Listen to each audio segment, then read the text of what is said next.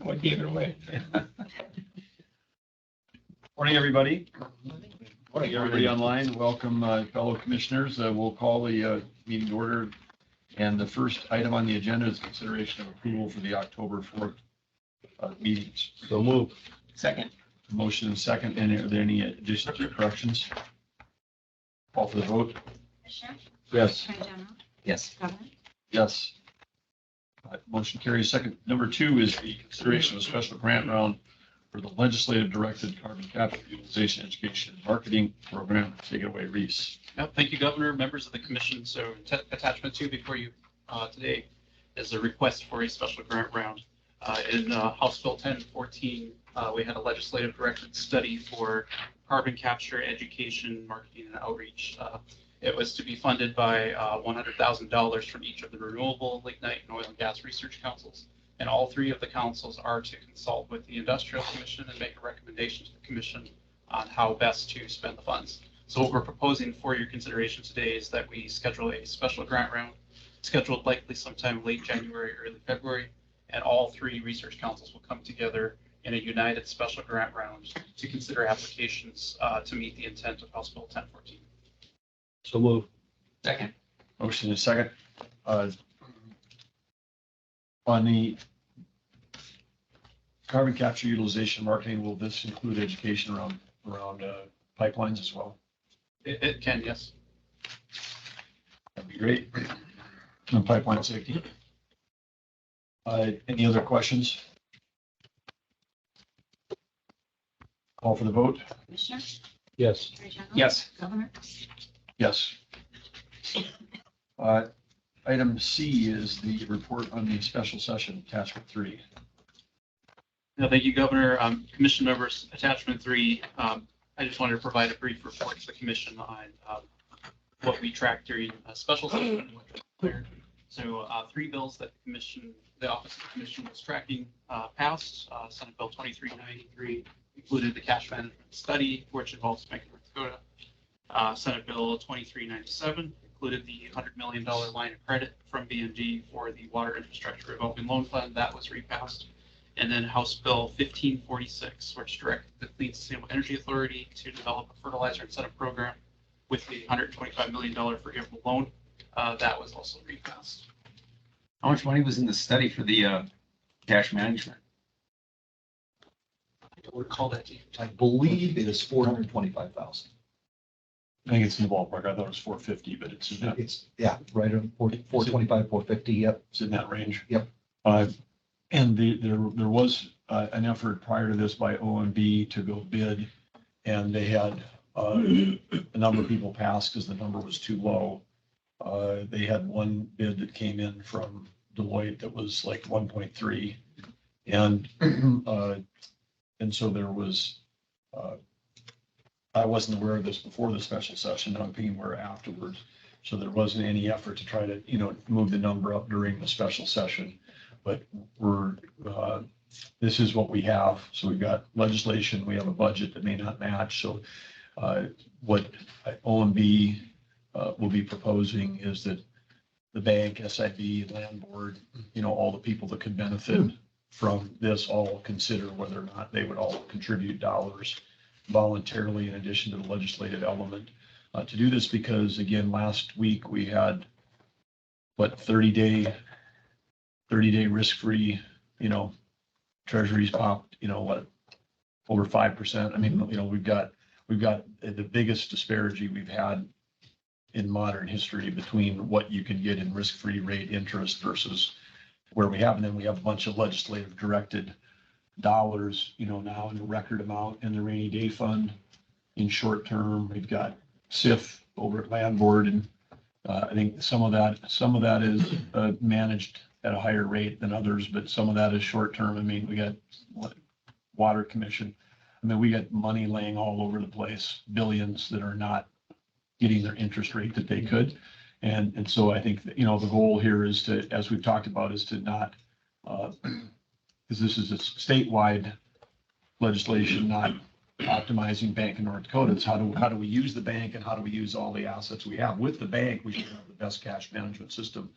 And I think there's a a path in there where we could have more capital in the bank and more return for the state than what we would have. So anyway, we got to just keep trying to drive ahead. 'Cause I mean, it literally could be hundreds of millions of dollars that we're leaving behind right now over the course of a biennium. So I think there is a cash management meeting this Thursday or Friday, and then a follow-up. So they're moving forward, and my understanding is, and I forget, Susan Zisk is driving it, but there was actually a couple of vendors that didn't realize that not only underbid, but didn't even know that the bid was in their box that said, hey, it's time to bid. So we reached back out to them. So we're hopeful that maybe some things come in a little more reasonable. Yeah, and it may be a Yep. mix if we get a vendor and then we do some of the work in-house in conjunction with them. And Yep. there's got to be a way to get this thing resolved. And should have mentioned too, obviously, the treasurer's office is going to be very involved because some other states, cash management, states without a bank, often the treasurer's office is the one that's driving the cash management stuff. So the treasurer Beadle will be also at those meetings. Just so you know, we are taking advantage of the higher rates and investment portfolio and laying some stuff in. So we're taking advantage of that from the bank standpoint. Well, you guys are doing it. We got a lot of other places there. Yep. I mean, we've got the 944 that's in the rainy day fund. A third of that covers foundation aid stabilization. We got 450 in foundation aid stabilization. So we're double reserved and over reserved. Because the law only says you got to go to 15% of the general fund. And so that would be 900 and we're at about 1.4. We're at 1.4, so we're over and then doubled. And then by law, have to do it in short term, but it's not getting the optimum rates. It's pretty quick math on how you can get how much money we're losing every day. So appreciate the bank jumping in. Any other questions for Reese on the repassing of legislation that got passed last spring? Okay. Other industrial commission business? All right, moving on to B and D. Good morning, everybody. Good morning. Good morning. So Attorney General, you always say that the circus came to town, so I brought the whole crew here today. So no. So what I'm going to do is have the team, some of these team members you probably haven't met, so I'm just going to kind of go around the table and have them introduce themselves and what their role is, and then I'll tee up what we can kind of show you this morning. So, I'm Lindsay Wagner. I'm the loan administration manager, so I oversee all of our loan processing teams at Bank of North Dakota. Morning, Lindsay. Morning. Craig Hansen, Chief Lending Officer. Good morning, I'm Allison Anderson, Chief Banking Officer. So I oversee our P, operations, retail, facilities, and so forth. So Allison's the newest member of our executive team. So Morning, Allison. So what we wanted to show you today is we've spent a lot of time, you've heard in Governor your lap, because we call it DOS, and that doesn't stand for the old DOS system. It's dynamic. Dynamics one-stop shop. One-stop shop. There you go. And so what we done is, as you know, we are a participation bank, so it's really So two difficult. S's in your DOS? Yes. Yeah, that's right. There's two S's in The long S. DOS like boss. it. There you go. Yes. So we, as you know, we're a participation bank, so it's really difficult for us when we go out and buy software from our vendors on loan, origination and just the whole loan process. We always have to tweak it because there's not a system out there for participation banks. And so we had an idea. We actually were listening to Lisa Cruz that was talking about, she was developing a portal through Microsoft Dynamics that allowed them to banks to submit information to her electronically. And we went, wow, that is exactly what we need to do. And so Allison will laugh. I came out of that meeting all excited and said, we got to find a way to do this. And that was as much as I had to do with it. I said, we got to figure out a way. And we turned it over to the team. And I got to tell you, Governor, and the rest of the commission, I'm really proud of this team. They took this on. We hired a vendor. And we have really developed an internal system now that is much, much more efficient for us, gives us much, much better reporting. And so what we wanted to show you today is just give you a demonstration of where we're at and where we're heading. And then so Lindsay's going to show you what the system looks like and what the banks get to see and how efficient it is. And then Craig's going to demonstrate some of the reporting that we've gotten out of it. I got to tell you, the overall, we're able to make much better decisions just because of the information we have in a very timely manner, knowing where we're at. So that's, with any further ado, I'm going to turn it over to Lindsay and we'll get started. And we want to keep this very interactive. So if you have questions as we're going, please feel free to ask. But really proud of the team and really proud of what we've developed here. All right, thank you, Todd. So I will take you into what we call the portal, and the portal is our customer bank-facing portal. Prior to this, our banks never had anywhere actually to log into to submit applications or to see the applications that they have in the pipeline. And so this is a completely new feature to them. Up until this date, they've been filling out a PDF as an application and then sending that to us, and then we would re-enter it into our tracking system. So what I will do first is I'll show you the application process. This is the portal that they would log into. They do have to have an administrator at their financial institution. That administrator authorizes users. They can either tell us and we can get them logged in, or they have self-service for their admins, so their admins can log them in. Once they get in, we have added a toolbox in here for user guides. So it is somewhat self-serving if they want to come and either watch videos on how to do tasks within here, or we have actual user guides within here. Then back on the portal. So the application that they're filling out is kind of the same as what they did before. It's just an electronic form, so we don't have redundancy and handling a bit more. What used to happen, they used to fill it out on paper, type it, email it to us, and then we'd take it, we'd scan it and get it into our system to get to our credit underwriters and all that. Just really birds. We have 2 or 3 people. That's how we used Yes, to do it. yes. So this is, you're going to see way But more it's the efficient. same. Yes. Okay. Yep. So up here is the little menu that they can select what they want to do. The view branches and manage portal users are for their admins, which allows them to add users and see what branches they have set up. So we'll actually go to an application and just show you the application process. When they click on applications, they can actually see a whole list of any applications that they have submitted that are up to approved. Once they're funded, they come out of this list because then it actually turns into a loan. I am in a test portal, so the information is, take it for what it is, kind of garbage information. It's the portal that we've been using to test with, and it goes into our test system. So this, you can see there's a lot of applications because it's the account that we use to do demos with. From here, they can choose to add a new application. When they come to add a new application, then they can choose, is it an ag loan or a commercial loan? And then from in that list, all of our programs that are that type will appear. Some of these have additional fields. So for instance, when they choose Flex Pace and open up that application, it's going to have additional fields for them to enter the community for a Flex Pace deal. Our regular commercial participation application isn't going to have those fields because they don't pertain. When they come in, then it gives them several fields to complete. In order to select an account officer, they have to already exist in our system. So whoever's entering the application has to have the login, and then whoever their account officer is should be in the system already. And then they would go through and fill in all the required fields. And so I kind of did that already so that you guys don't have to watch me fill in all the required fields. So I went through and filled in this.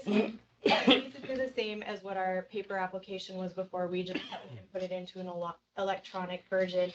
We did try to be very selective on what is required versus what's not required. We wanted to make sure to make this efficient for the banks as they're completing it, and also want them to utilize it. So it's kind of a fine line of how do we make it so it's efficient for us when we're receiving it, but at the same time not too cumbersome for the banks to complete it and they get frustrated and they don't want to use it. Looks like it has those drop-down features, which makes it really nice for them, and then it's a matter of you only fill out the relevant information. Right, which is where we're like, okay, what's required? Because we want it to be relevant. So from here, they put in all the information and then they save and continue.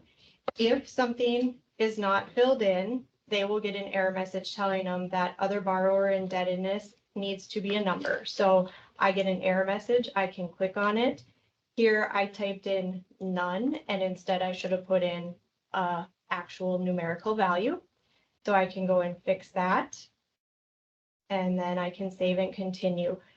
Once I save and continue, my application is actually saved out there. So they would be able to complete all the required fields and save the application and then go in and edit more later if they need it. When they get to this screen, now it's telling them the documentation that BND requires for the loans. They then have the ability to add documents right here, which is then a secure way for them to upload documents to us. They just have to click add. And then they are able to search for files and attach them onto here. And I just have a couple of test documents. And then they can put, if they know they're going to be attaching multiple files, they could tell us that this is the cash flow projection. Put a note on there for themselves so that they know what they're adding. And then they click submit. And sometimes when we're sharing, this takes a little bit longer. Then it shows them, here's what they've attached. Once they feel like they have attached and completed everything to the best that they could, then they are able to save and submit their application. We at Bank of North Dakota are able to see the application as soon as they start entering information into the application. Once they choose that program and go into an application, we can see it out there in a draft stage, and it will sit in that draft stage until they actually submit it to us. So we're able to see if they have stuff that's pending out there that maybe they forgot and they never went back. They would be able to see it also in this list of their applications. So eventually we would hope that they would look at it and think, oh, we should go and get rid of those and clean them up. Lindsay, on the prior slide, you had a list of things that were required for an application. Is that dynamic in that once they attach it, it like does a check mark to make sure that those things are all, that the application is complete? It is not dynamic. It's kind of just a list, and Craig, you can maybe talk about And that. so then maybe to expand on that is not every single one of those is applicable to every single deal. And so it's just, here's kind of the general parameter of ideas and things like that. And that's really where our business bankers come in to play and getting in that application, they see it in draft form.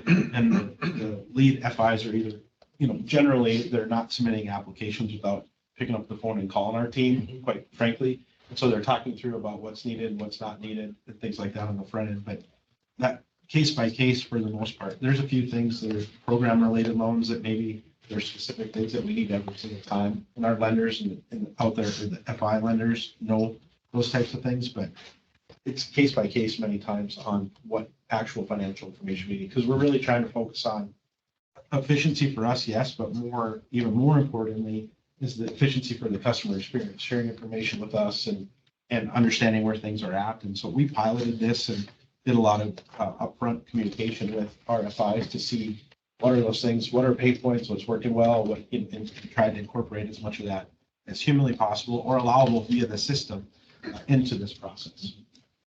The next, this is all fantastic, but this whole idea of, well, it varies by type.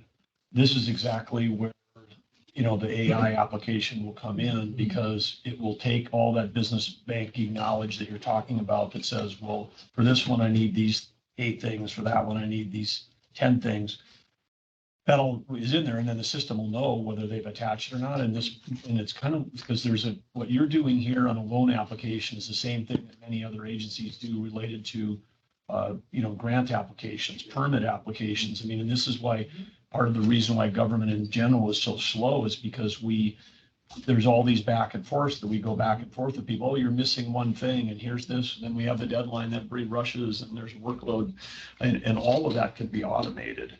So you guys, you're laying the foundation, but then you ought to just say, this is kind of version 1. I mean, version 2 would take a bunch of this stuff that you have and it would, the system will know whether or not the application is complete. For every type of application you have, no matter, oh, they're each one are different. Well, they're not different each time. They're different because of the thing. So anyway, I just would, this is a fantastic start, but keep thinking about how you can go to the next level, because that'll all be available within the system. I mean, Microsoft is going to be embedding AI, and that's their number one thing, is embedding AI in every one of their products. Governor, we did actually look, so there is ways we can configure and customize the portal today to do some of that, like, per document type and upload per document type. We tried to figure out what was too cumbersome for, or, folks. The next piece though, the AI piece is what we're starting to dig into now. We've got a task force that we've started at the bank and such as well, digging into a lot of these items. So we know that Dynamics is going to be a huge part of whatever environment we're using, whether it's Copilot or something else down the road. So we're evolving as we go. And what's really been nice on the back end, the model-driven app side of Dynamics, we have a team that's, we've got some support with our vendors still, but we've got a team that's actually up to speed. But we can make our own configuration changes. We're adding fields on the fly as we need them and such. So it's been a great tool to be able to evolve absolutely as we're going forward. Well, it's exciting what you guys are doing, and this is a great foundation. Yes, so at this point, the application has been submitted, it's in BNDs, then it would be in what Allison referred to as the model-driven app. So internally, our team can see it, and then now they will take care of processing it. It goes into Craig's team, the banker's hands, and they will kind of manually make sure everything is there. Any questions on the application piece? So then once it goes through the application process, it gets approved, and we fund the loan, then the banks have the ability to see their loans that they have with us. Again, this is a test portal, so we just went through the process and got 2 loans added in here. They can look at the loans, they can see limited loan information. Because this system is not directly tied to our core, it takes a nightly update to update the information in here. We have limited information in here because core is going to be the primary system of record for our loans, and we don't want to cause confusion with the banks. And so this is something that, as we potentially could get systems to talk to each other faster, then we may be able to add more information in here. But right now this is pretty much the information that they can see. The cool thing from their loans is, instead of having to fill in a whole application all over again, add all the loan parties, from the loan menu, once they have a loan, if they want to renew that loan with us, or they want to have another application with the same borrowers, same co-borrowers, some of our deals get very complex, a lot of loan parties are involved, they can either click renew or create application, and it will create an application for them. It will bring all the loan parties into that application, so they don't have to go through the process of re-adding everybody into that application again. Once they click renew, it takes just a minute here, and then it will show up in this list. And this is my draft application that I just created. And then I can come in and I can edit the application and give all the updated information. One other feature. And so while you're doing that, it's now a communication tool also to our FIs that didn't exist prior, other than an email or a phone call into our lenders. They can log on and see as well. So that's a wonderful option and benefit there too. I don't think it's such a bad thing if your information gets downloaded every evening and it's available for review. Sometimes having direct communication gives them access, and they try to break through firewalls. And yeah, this is our front end pipeline, day-to-day operational, not our system of record. right. Yeah. Yeah. One thing I will note is any loan parties that a bank sees, they only see parties that they have already had business with Bank of North Dakota. So if we have a loan with a borrower with a different financial institution, and now they're going to do business with a new financial institution, The new financial institution will not actually be able to find them in our system until the new financial institution puts them into our system and creates that relationship to that customer with that bank. So we are not allowing banks to come into our system as a whole and grab information on borrowers. That was difficult to get set up, but that was a requirement, is we didn't want them to just be able to enter a tax ID and grab that information if that bank hadn't already worked with that customer. So that is a restriction we have. The other thing, so we created this renewal, it brought in our loan parties. We only had a primary borrower. They also then could come in and would be able to add loan parties that they have existing relationships with. So they don't have to enter all the information again. We could just add Steve Sample because he already has a relationship with that bank and put him in here as a guarantor. And his information all pops in here for us. So trying to make that much more streamlined for the banks rather than the paper application where they're entering all this information over and over. And it's probably And that was a really big win for those applying. Because it's a big piece of not having to do that redundant piece of entering information that we already had. And it flows into not just the borrowers, but also the loan officer, their, loan assistants and all that stuff there too. So, and you think a couple thousand times a year, we get these things. And so it's, yeah. Who's the vendor that you're working with on the software development side? Power Objects built this from a vendor perspective. Yep. And also, well, we're working also with NDIT. Now as we go forward, trying to get them up to speed and shadow. This was more complex than the work they had done at this point. So we're working with Kevin Osbush and contact with Khalifa around how do we build up their teams so that they can support us going forward as well. Great. So this is really a game changer for us when we talk about the growth we've had and not having to add a whole lot of different, we always are mindful of stepping up and trying to do things way more efficiency, and we got our efficiency ratio really low. This is really a game changer for us. And our banks they're, thank you. In fact, they're saying, can you add additional applications? We've talked about eventual collateral evaluation, just all kinds of different things. And this will end up being our customer relationship management system. And three vendors? We had three different vendors that were able to say, we don't need you anymore. Yeah, three systems that combined into one. And we control it. Before, every time we'd want to make a change, add a new program, it was, guess what? We'll get to you in a month or two and try and get this configured for you. And so this is so long. You have to say, and charge us a boatload. Yeah, you have to say exactly what you want at this moment in time. Yep. Not to mention it takes however long to get it done, and then you're already here and then evolved. And then so the dynamics of this is amazing. Well, you're helping improve the cost structure of the participating banks also. Absolutely. Reducing the burden on them. Yep. And the customer experience, We've which eliminated- everybody has forgotten about. Well, and the mistakes of having. We've eliminated entirely the ability to have to input the information pipeline software to move it through. That's done automatically now through this portal process. Okay. Okay, one last thing is we also have the ability, so for the banks or the borrowers that have a relationship with us, many of them have documents that they need to send on an ongoing basis. And with our prior system, we didn't even have a way to automatically send out notification to the banks on here's all those documents that we need from those borrowers. That was a completely manual process. We shot out a report, we separated it out, we emailed it out to the banks manually. In our model-driven app, we were able to create an automated process on a monthly basis to send out those emails.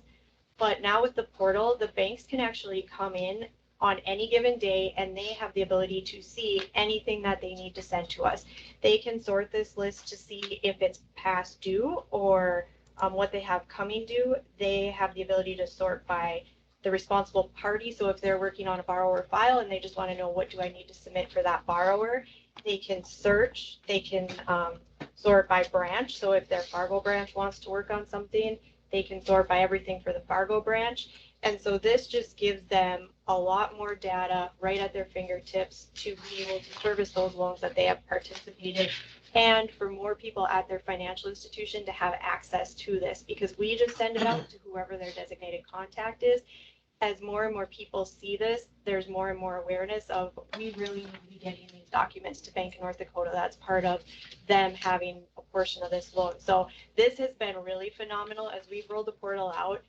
Their support teams have really embraced this, and we've actually seen the most utilization out of this piece of it. Their support teams are submitting their documents through here. We're getting feedback on how much they like it. So that's been really fun to see. And we're hoping to see our numbers go down in our tracking items because they have access to this so conveniently.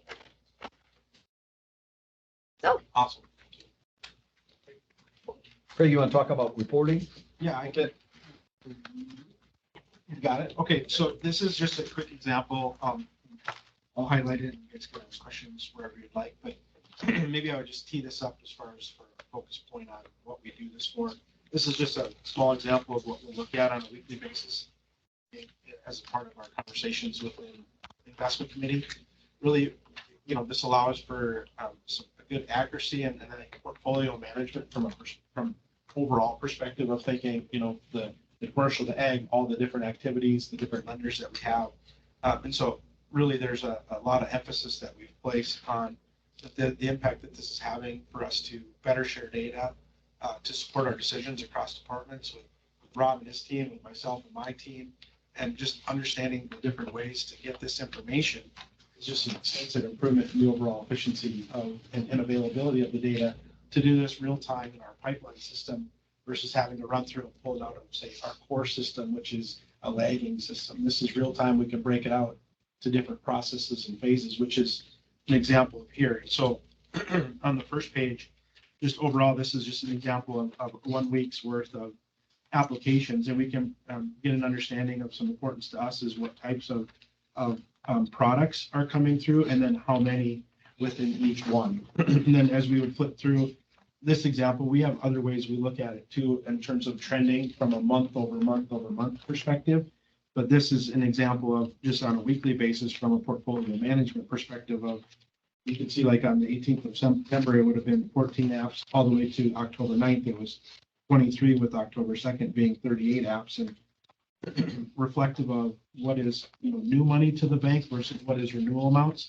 Helps us with our cash management component of it. Do we, Rob's team, and that's the data conversation that's happening between departments there, and having an understanding of how much are we needing, what's coming on, funding requirements, things like that.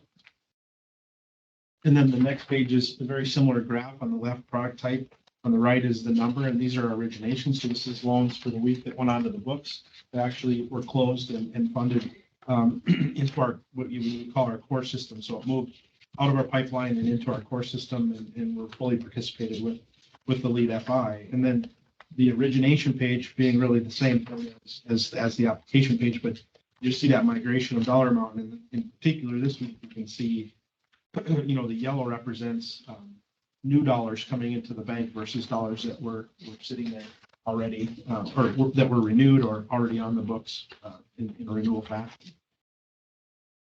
And this is something that on the next page, when we start talking about the potential opportunities, this is really where we start to get into the, I think the meat and potatoes is what the data component of things can do in terms of managing the entire portfolio.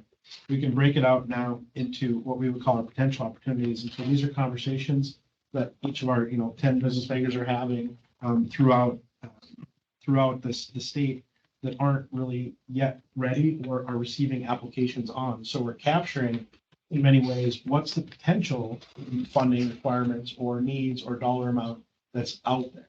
And so we sort those into different categories of whether the banker is just putting it out there for tracking purposes to say, I had a call on this, I want to monitor because I think it's going to be coming down the pipeline, but I want to track it, versus this is something that we need to talk through at one of our roundtable discussions just to see how does it fit, does it make sense? And then those are the ones that we really look at and move forward. And then the other pieces we look at it in roundtable in terms of whether we need more information or not on something to decide if it's something we maybe be willing to look at going to underwriting with from that perspective. And so we're continually improving on a week over week basis, what we do, what we show, what based on what questions we are asked or that we think of or situations that come up. So what you see today might be a little bit different than what you would see next week or the week after, just because of the dynamics of what we can show. And so we track it by program type, by dollar amount, by bank. We can get at whatever level of detail that we want on there. And then really the plan is, as we would evolve, is to continue to think about how do we use that information to evolve our business development, our outreach, our pinpointed and focused communication with what our FI partners are wanting, needing, et cetera. And so what I would say on potential opportunities on the next page that shows the week over week, this is now instead of activity, this is more of what's in the system in terms of duration. And so you can see we're running between 60 to 62 potential opportunities in that pipeline, and then the dollar amount is depicted in are these new opportunities, or these, some of the things are doing with potential increases in opportunities that may exist there. So this is something that we didn't have before, and if you just think about the impact of how fast rates rose in the last quarter of 2022, for example, and you think about what is potentially out there for funding costs and needs, there's an intrinsic value there that we can factor in moving forward, and some of that activity is a big precipice for wanting to start this level of tracking. So this is a completely, I would say, maybe newer approach, and the lenders have bought in and are doing a really, really good job of communicating that information to us. So without them putting it in, we wouldn't be able to see that information. And then really quick on the next page, this just breaks it down into the pipeline snapshot, what we would say, and we say stages 0 to 6. And so that's simply communicated as going through our approval process. So Lindsay talked about when it's submitted or when it's going through, it starts as a draft stage in the application portal. That comes through and does show up in our DOS system now. And then it gets moved through different stages based upon where it's at. Once the lenders have gotten the information or understand the credit, had maybe a conversation with the lead FI, we move it into the credit analysis stage. And then based on timing, pipeline, workload, et cetera, our credit administration team takes it from there. And so this just tracks what's there. And I would say,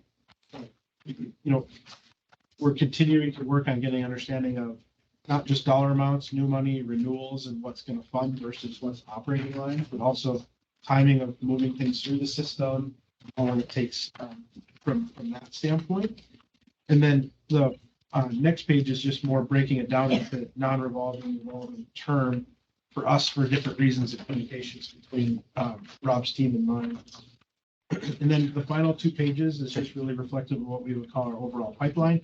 That's everything that's been approved as an example, and would reflect what's going to be closed. So we've got an application, we've approved it, and this will be coming on. And this is where we really focus a lot on timing and funding requirements and dollar amounts, because things sit in this stage for approximately 30. And so that last page is just you can see as of October 9th, we had 204 loans sitting out there, breaking down between renewal and new money in terms of the activity as of that. So maybe just a quick summary on this. Really what this is, you all talk about cash management. Yeah. But this allows Craig and his team, we can tell what's coming in and what's doing. So Rob and his can, do we buy security today or do we wait? We know funding's coming in. We're gonna have to fund this loan. So great, we're not gonna borrow short term for the time being. We can buy an investment. So it's really the timing of our cash flows so we can maximize the earnings for the bank. And more importantly, the information we can get, it's so much easier now. If somebody asks, how many base loans did you do in Burley County the last 3 years? Boom, we got it. I mean, it's the management of the bank and the information we're getting is just way more timely, faster, better, smarter, And all in one place. all in one place. And that's the biggest thing, is the ability to break it down into stages like this, real time, all of it is valuable. Yep. So on both like pipeline and potential, this data a year from now, when you can track the same weeks and the seasonality, Yeah, could be super valuable. absolutely. But it's probably very hard for us because we don't have this from a year ago and 2 years ago. And that would be tough to recreate. So, yeah, we're, where possible, we're already looking at that, doing some of that, and have even prior to when we implemented DOS, we're doing that where we can, where it makes sense, how to pull it. Absolutely. But we're also tracking, for example, activity on a week-by-week basis and things like that too, in terms of numbers, to try and capture, I think exactly what you're getting at is to see trending and all of that. And so best efforts and where it makes sense and in any way possible, we're trying to get as much historical data as we can for comparative purposes. But going forward, I mean, this will, when we go through these upturns and downturns, this could be a leading indicator Absolutely. of if you're seeing a drop in demand or a sharp spike in demand. That could be, relative to the same peak in the same month a year ago, could be really helpful. Yes, absolutely. And that's the pieces, we've always done that, right? But more from, projections, history, longevity, where this is giving us the ability to really, I would say, narrow in on that a little bit, quite a bit more than having to go.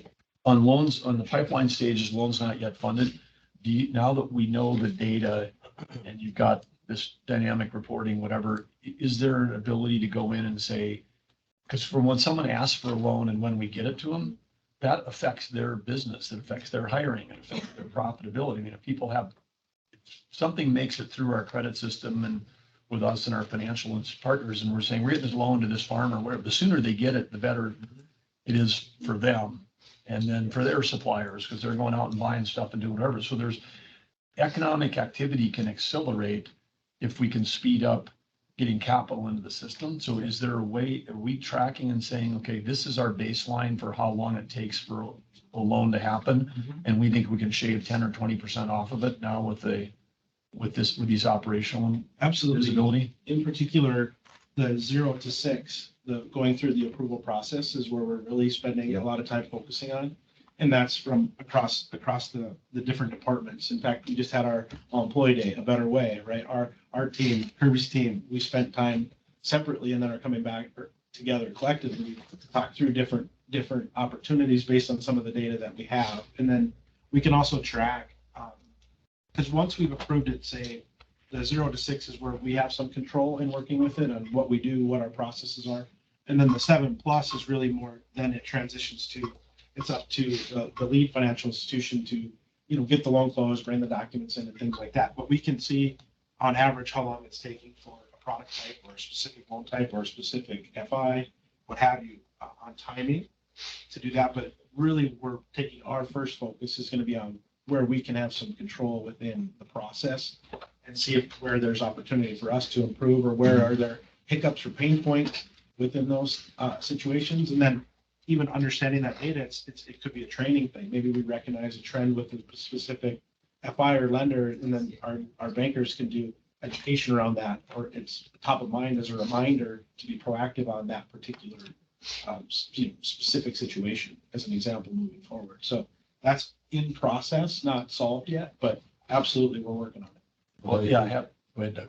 I was just gonna say, I think this is probably more important in a year or 2 years from now when you come back. You can show us how to utilize the data, what's going on. I know you can walk through all these scenarios, but this has more value as time goes on. Yeah, makes a lot of sense. On that 0 to 6, I mean, it'd be interesting for you guys to set a baseline now of what the average days by process is, and then, come back and tell us, hey, we were able to shave X% off. On the 7 through 9, which is the institutions, it'd be interesting on a blind basis to tell those guys, you're in the top quartile or the bottom quartile. You guys are the slowest at getting loans approved of all the banks that we have versus the other ones, because that might help them get some giddy up going or change some processes on their end if they knew where they stacked versus everybody else. Yeah, the opportunities are really. There's so This is such a game changer in us managing our business. It really is. It's really, it is really, yep. Good. Well, Lindsay, Allison, and Craig, great demo. Thanks for the update, and tell your teams and everybody that's been working on this. Great job. I tried to look up Par Objects, but I couldn't. Oh, they actually, after I said that, they were bought up by HCL, so they fully changed their name to HCL Technologies. Okay, now. all right. So they're out of Minneapolis, was their headquarters. Okay, great. Thank you. Okay. I've been reminded that I'm behind schedule, so we'll get going here. Considerably.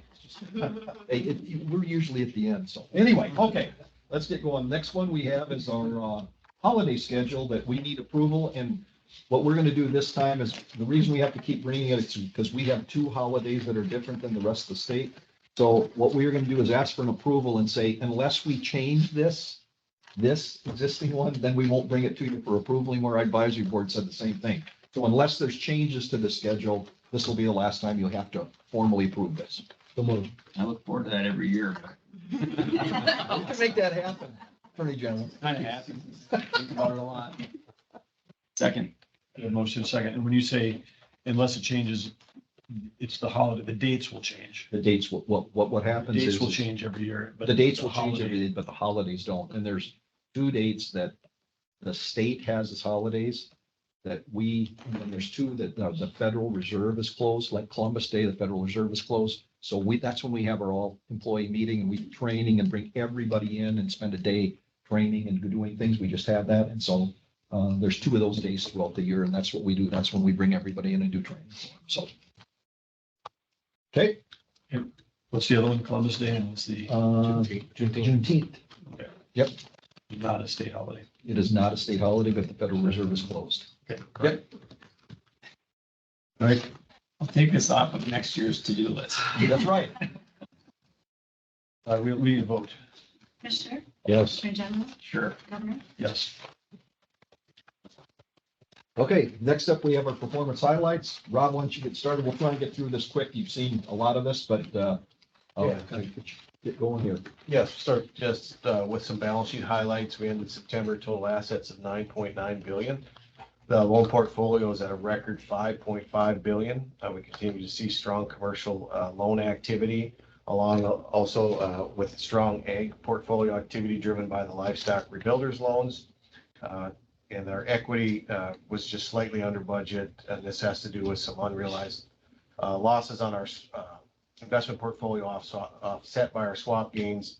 And then our provision for the most part has been flat. We implemented CECL, so we've had a little bit of volatility early on. It's kind of moderated a little bit into the latter half of this year. So we're hoping that we continue to see flatness within the provision piece of it. Moving to the income statement, year to date, 143.7 million. We did have higher interest income, over budget by about 7.5 million, just driven by higher Fed fund rates, in addition to about 2 million additional loan interest income.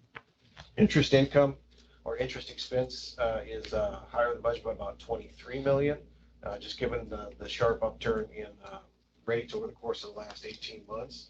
And then our non-interest expense is lower than budget by about $3.4 million, driven by IT system cost timing, and then just some timing on our salaries and benefits from the recruitment of some positions. Pause just for any questions on the financial statements. Not touch briefly on page 5, just kind of looking a little bit. You can see on the left-hand side of our 5-year history, you can see our loan portfolio at a record $5.8 billion. In addition, our total deposits are up at about 8.7.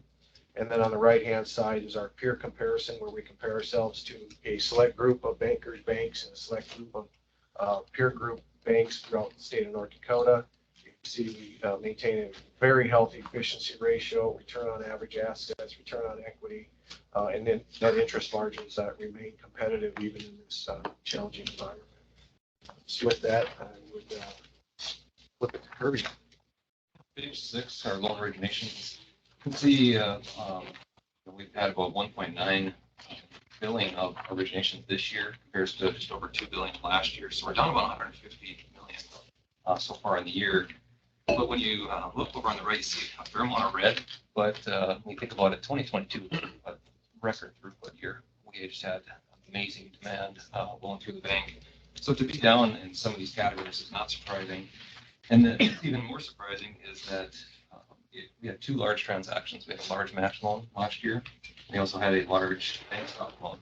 Take just those 2 out of the commercial line, where it says 139 million down. If you take those 2 out, that was 230 million. We're actually up 91 million. So the volume of loans is down, dollar amount average is way up. And in the end, if you take out those 2 kind of outlier transactions were actually up this year over last year's record year. So I think it's very interesting to see that. If you look at our ag loans, those are also up. We're seeing some nice growth there, both farm and ranch, and then our livestock regular loan programs. And then student loans are continuing to trend down. We're down about 15 million. And if you look at the legislatively directed programs, nice activity there, mostly strong activity in school construction and infrastructure loans. So page 7, this shows you the ending balances. Of course, this gives you perspective after amortization and pay downs. And we're way up when you think about commercial loans. That's what we've seen the most growth. We did peak back in 2020 in both ag and student loans. And you can see student loans has continued to gradually tail down.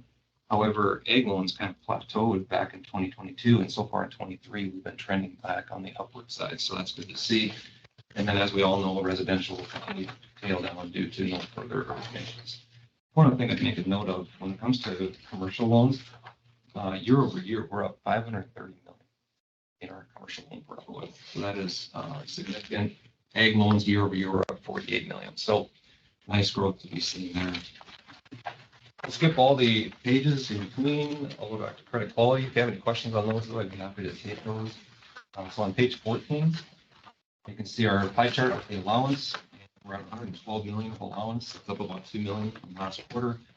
As Rob talked about, we have our CECL true up that we do now every quarter. We pretty much had almost a break even true up. Not that it did have some varying offsetting components to it, but we did have a nice recovery that helped offset some additional need for reserve due to loan growth and some specific needs. Over on the right-hand chart, you can see the orange line is one we focus on. That's our adversely classified loans. We've seen a nice decrease there. We're at 1.58. North Dakota average is 136. We're just slightly above the North Dakota average. Non-performing loans is the green, and we're at 0.85 there, pretty much flat from last quarter. We reported last quarter the reason for the uptick. We had 3 large commercial loans that spiked in the second quarter into that non-accrual territory. We do have some of these non-accrual loans. We have about 11.4 million that's guaranteed. And if you take that out, we're showing that here just to be conservative. But if you take that out, we actually drops our non-performing loan percentage down to 0.65, and North Dakota average is 0.73. So it's been pretty good there. Second bullet there is one we always like to point out. Our allowance as a percentage of all non-guaranteed loans, 2.69%. A very strong North Dakota number there is 1.29. On the next page is our credit quality. This would be our delinquencies over 30 and then 90 days. Kind of tail 2 different days here. Year over year, which is what you're seeing here, commercial and ag are showing up year over year. However, student loans and residential are showing down. But when you look at quarter to quarter, which you can't see here, it's actually showing improvement. We're actually seeing a decrease in both commercial and ag loans on delinquencies, both over 30 and over 90 days. The ag loan spike that we saw was mainly our direct farm loans. Those loans are very well secured. We have no issues. Once we send kind of the warning letter to your office, we tend to get payment pretty quickly because we could very quickly foreclose if we would choose, and no one wants that, and they typically find a way to make payments. So Isn't that amazing? people listen when we send your letter. Yeah. Yes, Right. it's true. Thank you for that. So that's been good. You know, the one portfolio from delinquency standpoint we've had concerns about just with inflation and the economy, higher interest rates, is the student loan portfolio. And I'm happy to report that portfolio is performing very well. We're actually seeing a decrease in delinquencies. Overall delinquencies, if you look at that student loan category, we're under 15 million now that are over 90 days. That number has been above 15 to 16 million in that range for the last 4 quarters. So to drop below that in these times, I think we're feeling really good about that. Also, some leading indicators of issues that we track are no pay and low pay forbearances with student loans. Those have also continued to decline, both no pay and low pay forbearances. Step back up for a second. When you say these times, what do you mean by these times? Low unemployment, we've got. High I'm just inflation, curious, what do you mean by that? high inflation and high interest rates. A lot of these loans are on variable rates, so they're seeing the rates tick up too, so their payments are increasing.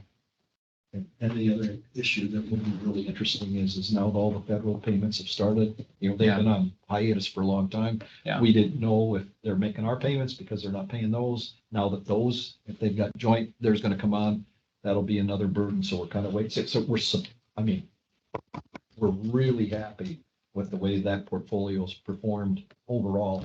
I'll be on North Dakotans pay their bills. I guess that's kind of for the most part. So, but that's what we're constantly looking at. Yeah, federal payments just resumed in October. Right. So we started seeing some yeah. impacts from that. Yep.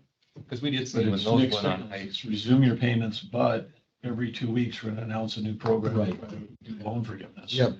So, do I pay or do I wait for the loan forgiveness? I mean, they put so much uncertainty in the market that it's just, Yep. it's, you guys are doing a wonderful job on our portfolio, but they're creating risk for everybody that's got a non-federal student loan. Yep.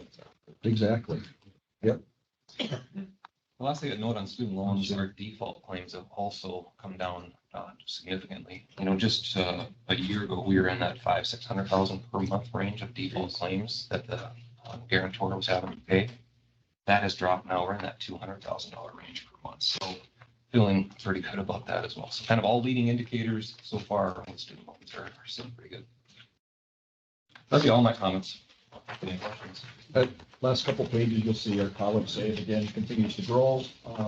They're starting to take withdrawals out, and then kind of our total assets to employees. I mean, again, talks about our efficiency where our earnings per employee continues to go upward. Again, we only hire if we need to. I'm really proud of the team on how we've been performing overall. We're off to a good start. Should end the year, Rob, 191, 192, really close to last year. Okay, any questions on performance highlights? I think that's it for, Speaking of earnings, Yep. one of the goals of the cash management study explicitly should be, you do not take a distribution out of the Bank of North Dakota and put it in general. Yep. Only to deposit it back someplace else. yeah, I mean, really what happens there, Governor, it goes from the operation and really how the cash is managed, it doesn't change at all because it just goes from a capital earning account into it stays the same. It's all in the bank right now. It just goes into a different category. Our earnings and our changes, it doesn't change anything because we're taking those monies regardless and investing them in loans or higher yielding investments. So, but there are other things that we think that we can do around that'll do it. It affects our capital ratios when it comes to regulators going, that's what we're saying, don't take it. Yes. Exactly. So yes, we're working on that. And they take it because you spend it on paper. Yep. They spend the bank earnings and then they don't spend something else. And then that something else they don't spend stays at SIF and then, or stays in reserves and then gets poorly deposited. Yep. So there is a secondary effect Absolutely. because this is just all playing with accounting to try to say, oh, we're not actually spending bucket A. We can do this. We didn't have enough money there, but we can do it because we will use bank earnings. Yep. Which then actually don't leave because now we're at least not transferring the bank earnings, till the end of the biennium. Right. But it's just we have to collectively through the cash management study ought to be an effort to try to help legislators understand how to actually do appropriations as opposed to these Yep. sort of kiting games that go on, which then lead to the bad financial outcomes.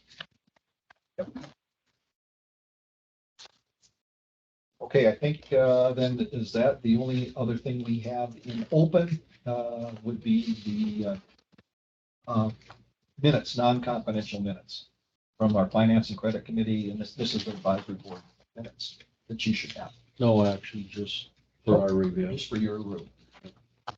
Okay.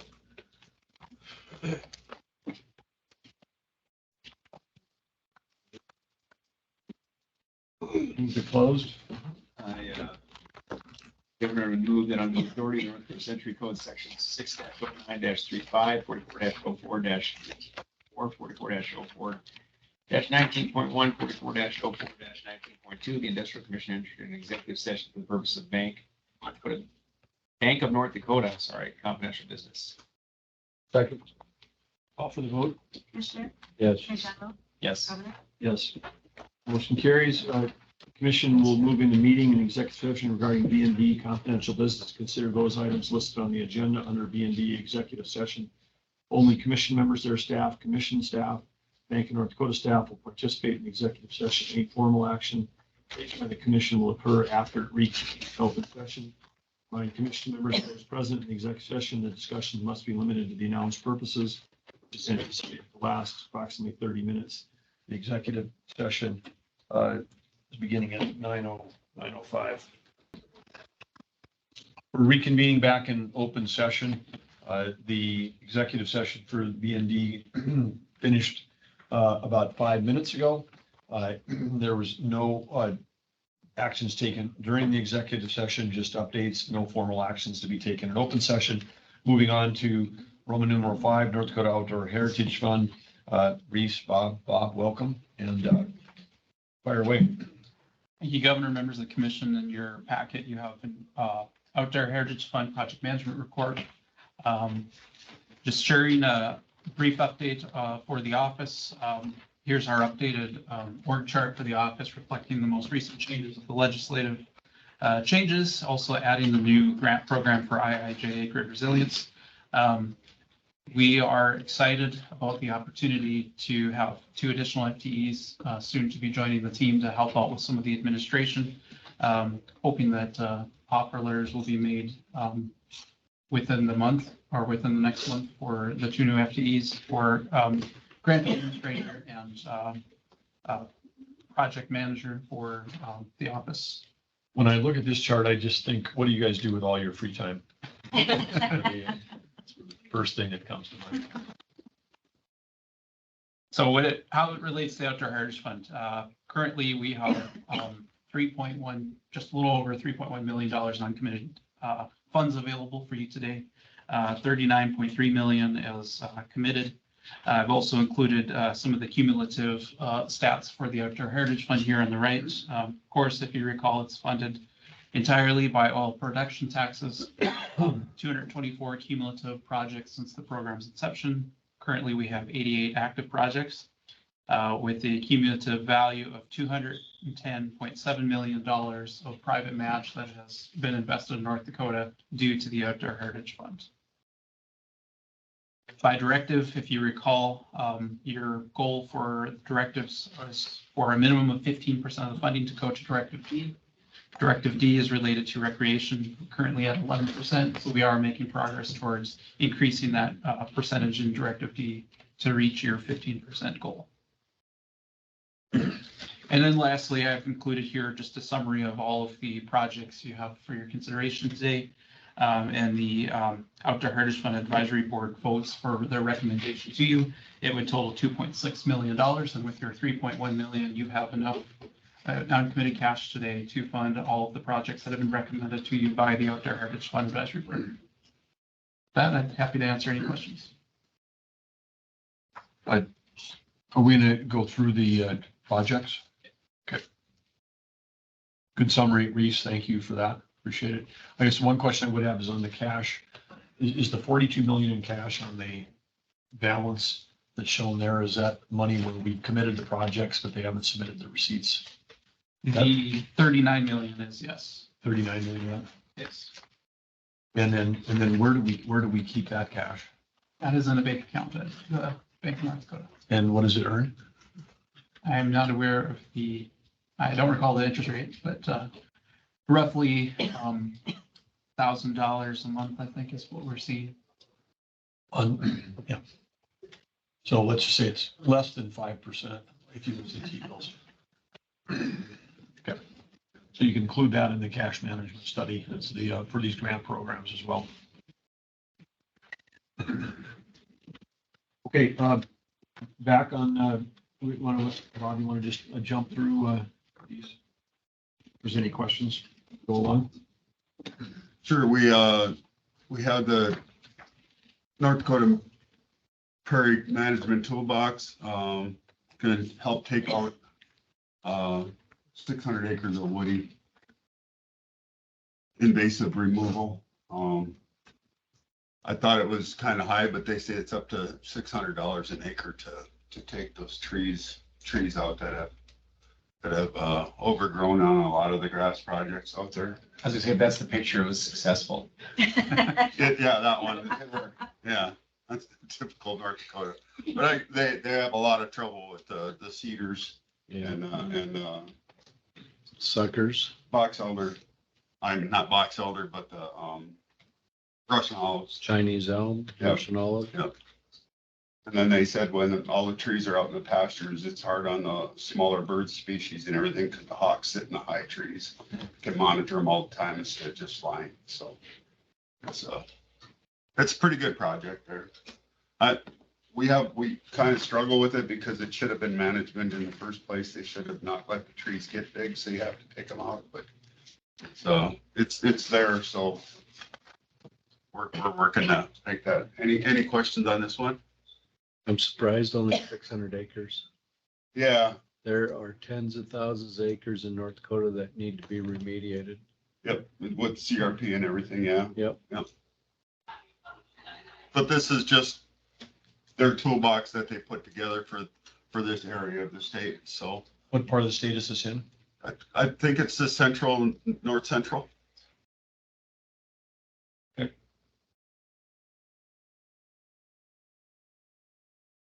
And then this is the city of Mayville. They had a dam washout on them. A low water dam, like so many of them done by the CCC back in the 30s. And so they lost their dam, so they lost all their recreation around town. It's just a small river running through there now instead of the reservoir that was there. When did that happen? 2 years ago. So we're helping them out. It was one of the old ones where they used to pound all the steel pieces together and then the water would run over and washed out on them. So they lost their whole lake and everything where all their recreation came from. So Putting the same kind of structure back in there or what? they're putting They're being improved. it's improved. It's It's a rock ruffle one that they're gonna do with the, Okay. This is the But- stuff they tried to bring to us on the water commission, and we told them they need to look in some other areas first. So I'm glad they did this. but this has got improved dam safety too. yes, Those yes. had It ones- won't have that churning They should underneath get where it. so many people drowned all the time underneath them. Yep. So, any questions on this one? Oh, that's a good one. Do you know, did they also, Reese, or do you know, did they also do any application at the Water Commission, like Doug was saying, or they? Yes. Are they getting some funds from there also? They did, and so last week, the day before our Outdoor Heritage Fund Advisory Board meeting, we had a separate Outdoor Heritage Fund policy discussion meeting. That topic was brought up at, if you recall, I think 2 sessions ago, there was actually language in code that required the Outdoor Heritage Fund to consider the Water Commission as allowable cost share. That was repealed, giving both the Water Commission and the Outdoor Heritage Fund the flexibility to set their own policies regarding whether or not they want to recognize each other as cost share. And I believe the Water Commission several years ago decided they're no longer going to count OHF. Now we're having the discussions to put it in OHF's policy to do the same thing, that we wouldn't consider Water Commission money as cost share. Even though for this project, they did receive some funding from the Water Commission, they received some funding from DES, they have federal and private match that would still meet the match requirement. So the policy they're considering is not to allow it as a match? Correct. So currently, we don't allow general fund dollars as match. That's prohibited. So the next discussion is whether or not they want to add Water Commission to that as well. That if the project gets Water Commission dollars, that we wouldn't count that as a private match. We would deduct that from the formula. So they would need private skin in the game dollars or federal dollars. But I don't think any money from the water commission doesn't come from the general fund. Yeah, right, exactly. So we would need to have that discussion on the special fund. Yeah, because almost everything there is special funds. Yeah. So they shouldn't get too anal about that. Allow it to happen. But I think the point was, is it all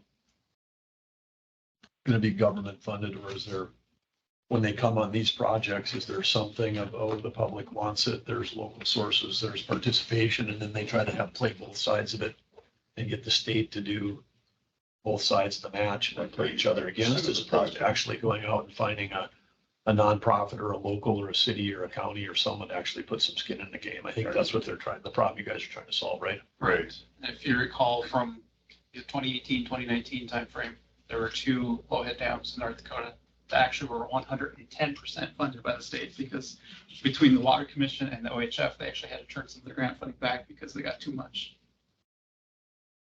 We're trying to keep the local skin in the game, and when you have matched from both of them, then they have no skin in the game.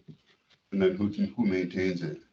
You know, having skin in the game means that you work to get that project and it gets taken care of.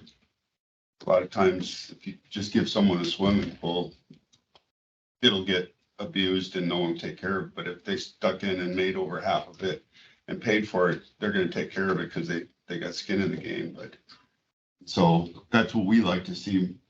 We grade them higher, the more skin they have in the game, more money they raised on their own, we grade them higher on our grading system, so. We do the same thing in our grant programs. Yeah. But yeah, it doesn't make them necessarily ineligible. It's just that so much. The feds got behind some of these projects years ago. Now they just kind of washed their hands and walked away. And that's wrong too. And they're dangerous and they're starting to fail, Yes. they need to be replaced. So. Okay, and then this project, City of Napoleon, you can see the red trail is it's a busy highway in between there and the lake, the city. So people have been walking on that busy highway, so they want to put a walking trail in. The only thing we funded them $250,000 less because we don't believe it should go all the way to the care center because the excuse they used to go to the care center was for overrun parking. And we said, if you have a car, you're gonna drive to the lake anyway. You don't need to park at the care center to walk to the lake. So we took that part off. We deducted them that, but we want the safety for kids to get from the city to the lake and people who want to walk to the lake. So we thought it was a good project, but they always kept bringing it back, going all the way to the care center so that they have overrun parking. And we just didn't feel that was good use of the money. So we funded it from the city to the lake. That's going east to west, right? I've never been there. Yeah, I believe it is. I'm thinking about the railroad as it goes through there. But we thought it was a good project. It's just, we didn't care for the extra part there going to the, And that'll be for, is it pedestrians, is it also for bikes? yeah, it's a, Paved asphalt, Wide. you Yeah. know. and And then is there, I know one thing that Cody's trying to do at over in Parks and Rec. Because most states actually have a trails division, you know, where they're trying to codify all the trails we have in the state and whatever, because trails actually then lead to economic development. And if you get enough of a network, like some places in the country built, then people actually start moving there because of the trail system. And so I don't know if there's a way, when you guys are funding a trail, are you updating Cody? Or is Cody's on the committee. on the committee, so he sees all this stuff and is. Yeah. Okay. And another thing that was nice about this one is there's a cement plant in town and he said he'd match the pavement price. So they're gonna put concrete in instead of pavement. Really? So you got much better, Nice. longer lasting, less Durability. maintenance. Yeah. So that was kind of a nice part of this grant was that that's another good local match that came in, that they didn't put as part of the actual grant, but they told us that he would match it, so. Because we all know what pavement trails do. If the creeping Jenny comes through in the cracks, it just starts blowing up on you. A lot of maintenance to oiling them and everything, so. And then McLean County, you can see where at one time before they put that dam in, that's the way the river ran. It was an oxbow. And then they closed off the oxbow and they put a dam in. Well, now the fish can't go up it to spawn. So they're gonna put a fish passage in where that berm is, a rock fish passage, so the fish can pass up the river and still hold the water back. So they're really doing a lot of development in that area below Washburn, because a lot of people fish that area. So Where would that be at? It's on the east side of the river, I think by Painted Woods. yep, And below so- Painted Woods Golf Course, yeah. So it ties back into the Missouri, so this would be an active Missouri River fish piece. And I think the Water Commission, Reese, you remember, I think wasn't there some dollars that went in? So this one, I believe the Water Commission dollars went into the next one, because there's two McLean County. Okay. I think this is the one we approved. Oh, it went into the Painted Woods one. That's the next one, not this one. Last grant round, we did the Cats Dam. Yep. We redid that and made a fish passage. Okay, so where's this one? I was maybe getting mixed up. Is this also? I think this is managed by the North Dakota Game and Fish. This is something we had to approve on the, Yeah. we have a committee. And then after we vote on it, this is one of those acquisitions by a nonprofit that then comes to you with our recommendation. And we actually, this is one of them we approved and we allowed the organization to purchase it, who then turned it over to Game and Fish, because I was going to say the bottom of that looks exactly like the project we approved. But Which this is makes Painted sense. Woods Creek though, right? Yeah, Yes. So this Yeah. is south of Washburn. Yes. Good. that's why. Okay. All right. Next. We have another one, the Painted Woods Lake. But it was $600-some thousand grant, but we didn't grant it because they didn't think any construction was gonna happen until well into 2025. But we did do this because it's a parking lot and they're gonna put in a kayak and canoe entrance into the river there. So that's what we funded.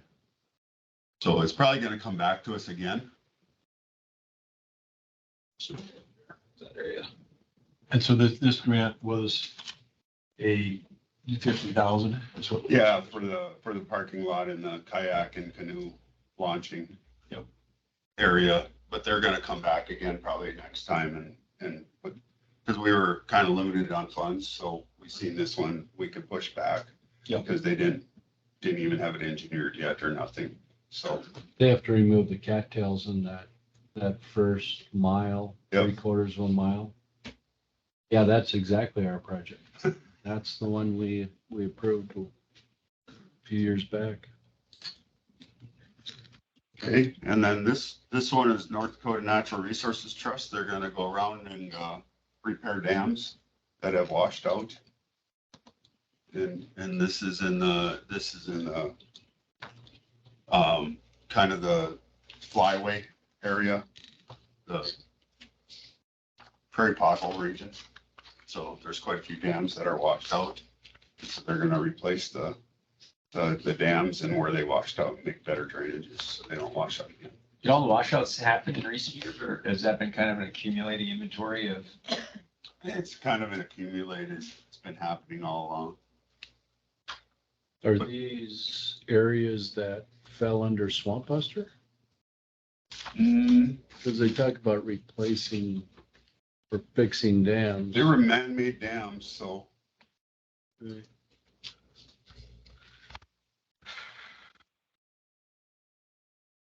I'm sure the answer, well, I probably should know this. Do you have somewhere that you keep a compendium of all, where the dollars have gone since the inception of this program? You do have that? yeah, it's on the website. You can go and look at every project and the pictures Yeah, of the. that And, has all of them going, all the way and in back. spring, when we do our bus tour Right. before our next meeting, you'll be able to see some of them if you hop on the bus. But Reese, I think now you also have it by county, don't you, in terms of where the project? Yes, it is a little difficult. Some of the data in the past wasn't tracked by county. We are starting that now. So there are some data gaps from the historical data, but going forward, we are tracking it by county. If I could recommend, as we talk about these things, I feel like we've done that a time or two since I got here. That they'll, put something out of what's going on over the latest projects. Like, highlight for people that it's easy for them to go check and see the types of things that have been done over the last many years with this. They're redoing the website now, so it's Yeah, somewhat confusing right now. I've had a couple of complaints it's that, good information for people to have. Yeah. Stuff doesn't just spring up. Like, right, you know, these are, there's a lot of people working really hard on it's this. amazing, the projects that are out there. Yeah. That have been done. Do we have signage at all the projects say this has been funded by, That has to be, as part of the requirement? and they really appreciate the funding too. I mean, we've done so much we had our last meeting beach where they cleaned out the lake there. And I mean, that's gonna be a boon to beach over there because that's about the only lake out west that, besides Camel Hump, that you can use to recreate. So They can start living up to their name again? they got a beach again. That's good. I mean, people are rightly sometimes cynical about Yeah. things that happen, and there are a lot of, I've been impressed by these projects since we got here, and it's good that people can know how it's happening. That's what we're hopeful when we do this bus tour. We're gonna take the press along too and have them look at the projects that we're doing and hopefully do some reporting on it because it's really not that known. And we have legislators on there, or who else is gonna be welcome on there? We can, yeah. Well, the one thing I'll tell you is I appreciate you guys going around and doing this. Because I'm in a lot of public meetings where these organizations, they talk about what they did. And then I'll remind them, that was Outdoor Heritage. Yeah. And then, oh, yeah, that's right. You guys helped us. No, it wasn't for Outdoor Heritage. It wouldn't have been done. That wouldn't have been done. They're taking credit for grazing projects. They're taking credit for other wildlife management projects. And majority, 75% is coming from us. Yes. So, yeah. We've got to get the word out. It's Yep. just kind of an unknown thing. I ask a lot of people all the time, you ever hear of Outdoor Heritage? They don't. It seems cheesy because you have three elected officials that head up the industrial commission, so it seems like you're like me. And it's a transparency thing, so people can see that understand where the dollars come from and how they're being utilized is really important. I mean, we're sitting here now, there'll be three people, different people at some point. I mean, that goes on and on, but to the governor's point and the signage and all of that, it is good that people need to understand, you got to keep supporting those things. I just went through a legislative session, I was talking about the BCI ad nauseum, and people are like, well, I didn't know that the BCI did that. And they gave us a bunch of resources at the end of the day, not because I was so persuasive, because we're shedding light on them. This is the mission. And I didn't realize that. It's not their fault. We gotta be serious about getting those proposals in front of people. And at the end of the day, they weren't accountable. If they think this program sucks and they hate these projects, Yeah. and we're accountable too. But all of you and the staff, people that are working on it so hard, and then the dollars, how they're flowing, that's transparency. And that's what people need to understand with this and other programs. So anyway, I applaud it. You're spot on. If someone raised a concern, they were upset about a project that was funded. Yeah. They said, well, you gotta understand, we get the money from the state, Outdoor Heritage Fund, to do this project. They're like, okay, we're gonna call our legislators. But, they were quick. When they got put on the hot seat, then they want to turn around. We had to take responsibility for giving them the money. Well, yeah, there's always downside with good stuff. I mean, yeah, you guys are terrible at this. All right, well, it's got our sign on there. Talk to us about Is it. there any dollars in this program for marketing? The grant program? I'd say we may be able to use a little bit for administration. We do take about 130,000 out a year for administration costs. But marketing, I guess we have of course, our website, but what we've also tried to do is start moving the meetings around the state rather than just holding them all here in Bismarck. Like Bob mentioned, this summer we had our meeting in Beach. The whole community showed up. They were very supportive. They were tickled pink that we were there instead of here in Bismarck. They were very supportive. They even had their community sign, changed that to welcome North Dakota Outdoor Heritage Fund. Their local press were there. So great opportunity to get the word out. And we're hoping to continue that as well as kind of a marketing tool to start moving around the state and getting these meetings out there so the local communities can learn about us too. And then with the addition of our grant program admin that we're about to hire, We'll have Reese, Brenna, and then you'll add in the grants team. A lot of efforts that we put into raising the visibility and impact of the program. And I think there's a lot that we can do just with the resources that we have. So, we'll start with that, see if we do need a dedicated marketing budget, but deploying tools like drug delivery, so we can put out a regular cadence of communications about this grant program and the impact process. So we've got that planned and ready to execute as soon as we get. If there's stuff that we can do as members of the commission, don't hesitate to ask us. There's some things you can't communicate on I always marvel at the land board meetings, we have these unclaimed property discussions every time. And then once a year, they go unclaimed property day, or just all these different things that happen. And, people are busy. They keep track of all this stuff all the time. You have to keep reminding them. And yeah, who knows what projects or things are out there that could be projects, and make them aware of it. So if there's anything we can do, I'll volunteer all 3 of our time. And Governor, if I can mention too, I did present at League of Cities on the Outdoor Heritage Fund in just last month, and they came up after and asked if we could permanently be on their schedule in the spring and the fall every year as both of their conventions. So, and I have had a few already reach out to me requesting more information as well. Good, thank you. That's really good. Way to go. Okay, this next one is Pheasants Forever. This is up in Williams and Divide County. And this one we really liked. They partnered with Game and Fish. So they're going to take 5,000 acres, 2,500 in each county, put it in CRP, and the farmer's going to get $50 an acre for the CRP, plus Pheasants Forever is going to pay a $20 access fee on that 5,000 an acre for farmers. And then they'll have access. They won't have to ask permission to go out there and hunt. It'll be open hunting. That's what we've been trying to do all along, is get access to land for hunters to hunt. And we finally got a local chapter to do it, because the national chapters don't want the locals in getting grants, because they want to take control of all the projects. And we want the locals to take care of all the projects, because we want it to stay in the state and be involved in the state. So, and we thought this is a great project. It takes some highly erodible land out of that isn't producing good and put it into grass, and we can raise a bunch of critters and people can hunt them. So that's right. Does Game and Fish have a representative on the Yes. board as well? Jeb is on the. He comes himself. He and Yes. Buddy both come themselves. Yep. You did native grass plantings, or are they just a different?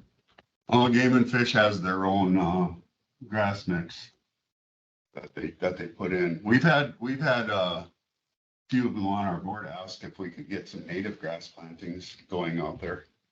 And maybe our next one, we can recommend that to them. But this one came in as they have their own mix that they're going to be. We have so many problems across the state with the grass planting issues over the last 4 decades that we really need to think about some of the grass species, because some are very invasive, but they take off, so people plant them, kind of like Chinese elm. Yeah, well, your bromes and your Kentucky Yes. blues are taking over. But they shouldn't be in for 30 years either. It should be rejuvenated every once in a while. You're losing all the grass species that were in there from the start. Cost is so high that Yeah. once they're established, they won't. They don't want to mess with it. But we thought this was an awesome project by a local, Pheasants Forever. And then Turtle Mountain Band of Chippewa, they're gonna put boat docks in 6 different lakes. Or 7 different. And boat docks are gonna be made by their own manufacturing up on the reservation. So it's a nice project. They've been doing a lot up there for public access to all the lakes they have up there. And they're turning out really well. So they do a good job. So it's good to see. Modest price, actually. What's that? It's pretty modest. Yeah, price. for 7 docks. And then they're gonna be improving the access to it and everything. So it's a good project. Fishing good up there. Game and Fish said they're all stocked. Yeah, the lakes are all stocked. They said they hired their own biologist, fisheries biologist for up that area. So, It's great. yeah. So move. Second. We have a motion to approve the projects as covered under section B little I through 8. Attachment 17. Uh, We have a motion, a second. Any further questions? Call for the vote. Commissioner, Yes. Attorney General, Yes, Governor, Yes, motion carries. good job. And then, we had an amendment, for, Basin Wildlife and Water Quality Enhancement Pilot Program. Decreased the landowner cost share from 50 to 40%.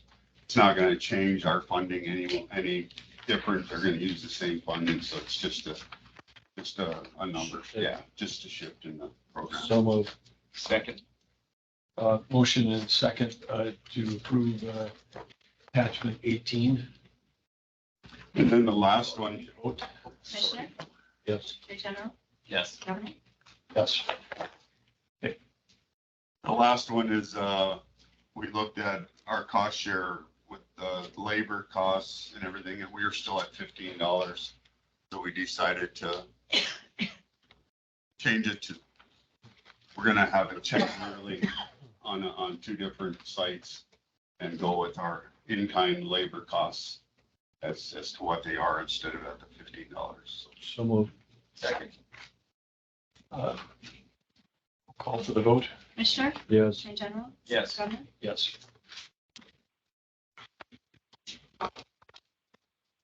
I thank you, and I thank Brennan and Reese.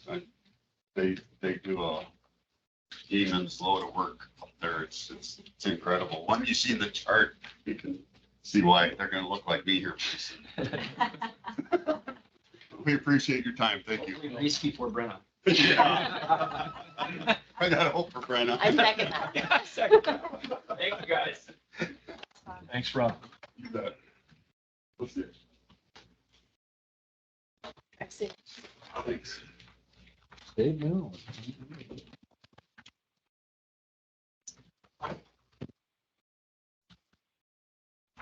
Vance, Kathy, can you hear? We can. Can you hear us? Okay. Yeah, we can hear you. We can see you, and Drew just stepped out for a second, and then we'll maybe just go ahead and get started here on the first item on 6A on the presentation of the audit. And is that Robin in the little window down there? Yeah, we have Robin joining us from the State Auditor's Office to present our audit. Good morning, Governor. For the record, my name is Robin Hoffman, and I'm an audit manager with the State Auditor's Office. I will be presenting the fiscal year 23 North Dakota Mill and Elevator Association audit report. I assume you guys have copies, or would you like me to share my screen? So we have copies. Okay. We just want to know how you're able to reserve the entire Memorial Hall for your office. It's much sunnier than it is in Fargo today, so it looks better than looking out my window. On page 1 of the audit report is our independent auditor's report, and this is our opinion on the financial statements and related notes to the financial statements for the year ended June 30th, 2023. In our opinion, the financial statements present fairly in all material respects the financial position of the business type activities of the mill and elevator and the changes in financial position and cash flows in accordance with accounting principles generally accepted in the United States of America. This is a clean opinion for the mill and elevator for fiscal year 2023. Following that opinion is the management discussion and analysis, the financial statements, and the notes to the financial statements. I don't plan to go over these since I know the mill presents these items to the commission on a regular basis. However, if there are any questions, I'd be happy to answer them. On page 41 of the report, jump into the back.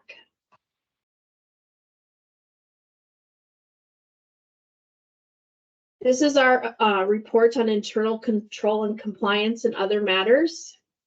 And we're pleased to note we found no areas of concern surrounding internal control, compliance, and other matters during the audit. Following that opinion is the governance communication on page 43. The mill does use accounting estimates for useful lives of capital assets, allowance for uncollectible receivables, and net pension and other post-employment benefit liabilities. We did evaluate the key factors and assumptions used to develop these estimates and found they were reasonable in relation to the financial statements taken as a whole. We noted no difficulties in performing and completing our audit. We did have one posted audit adjustment, and this was to properly classify the notes receivable between current and non-current on the statement of net position. And this adjustment is shown on the middle of page 44. And lastly, there were no recommendations in this audit. We'd like to thank Vance, Kathy, and their entire team at the mill for all the assistance they provided during the audit. Governor Burgum and members of the commission, this concludes my presentation for the fiscal year 2023 mill and elevator audit report. Are there any questions? Well, first of all, to Vance and Kathy and the team, congratulations on the clean audit. And Robin, thanks for reviewing all of that. A question that I would have was on the scope, because refreshes the scope on this was all internal. Was there any component of this that compared any performance metrics, externally to either, comparable operations or things like that? Or was this strictly about internal accounting controls? Governor Burgum, this was a financial statement audit. So yes, it was all the financial statement numbers, internal controls, and compliance. It did not have any performance metrics in it. And that's the audit required to do the century. So. And then how long has been the relationship between the auditor's office and the mill? I mean, how many years has this been going on since statehood, or is this or not since statehood, but in the 100 years of the mill, has the auditor's office been the auditor? Governor Burgum, as I understand, I know 25 plus years ago, we contracted it out. And then I know 25 years ago, we brought it back into the state auditor's office. So for at least the last 25 years, we've been completing the audit annually. Great. And I can't back before that, so. Any other questions for Robin or Vance or Kathy? Hearing none. Again, thanks, Robin, and tell your team thank you for the work on the audit, and congratulations to Vance and Kathy for the clean audit. Yes. Thank you, Robin. It's always a pleasure working with you and your team. Thank you. We Thanks, enjoyed Robin. Appreciate it. Q1. Yeah, I just wanted to say good morning to everybody, and thanks for letting us hook in through Teams. The roads were a little bit tough up here this morning. We'll start with our first quarter financial results, and we did have a strong first quarter with profits of $5,546,000. That's versus the profit of $2,330,000 last year. The increased profits were mainly due to increased volume and basis gains, and they are a record for the first quarter. Shipments were 4,253,000 hundredweights for the quarter. That's up 6.2% from last year's first quarter shipments of 4,003,000 hundredweights, and is also a new record for the first quarter. We shipped again about 92% spring wheat products and 8% durum products. Bag and tote shipments for the quarter were up 3.5% at 672,000 versus 649 last year. We had strong demand from our distributors. Family farm shipments increased 79% to 128,000 hundredweights due to strong demand on the family flour sector on both our own products and our private label products. We shipped 24,000 hundredweights of organic product for the quarter versus 28,000 hundredweights last year. And total wheat purchased in the quarter was 9,318,000 bushels. Last year, we purchased 9,341,000 bushels. Or, yeah, 9,341,000 bushels. On business discussion and outlook, first quarter sales were 127,888,000. That's versus 136,953 last year.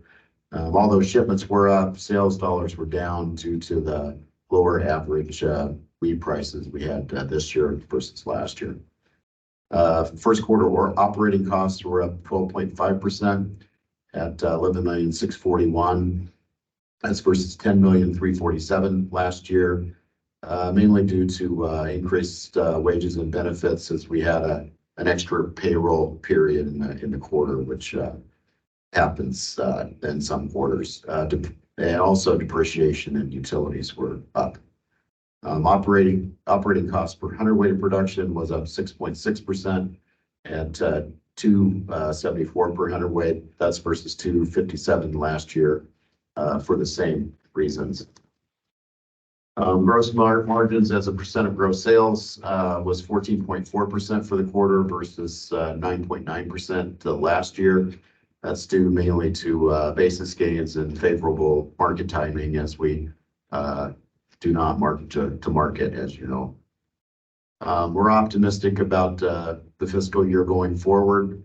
We have a good wheat crop and a good durum crop to work with, and strong customer demand going into the second quarter here. On September 30th, our net hedge ratio was at the desired 1.0, with our monthly hedge ratios all at 1 or close to 1. We have quite a bit of flour sold going forward, so we're watching that very closely. That concludes our report.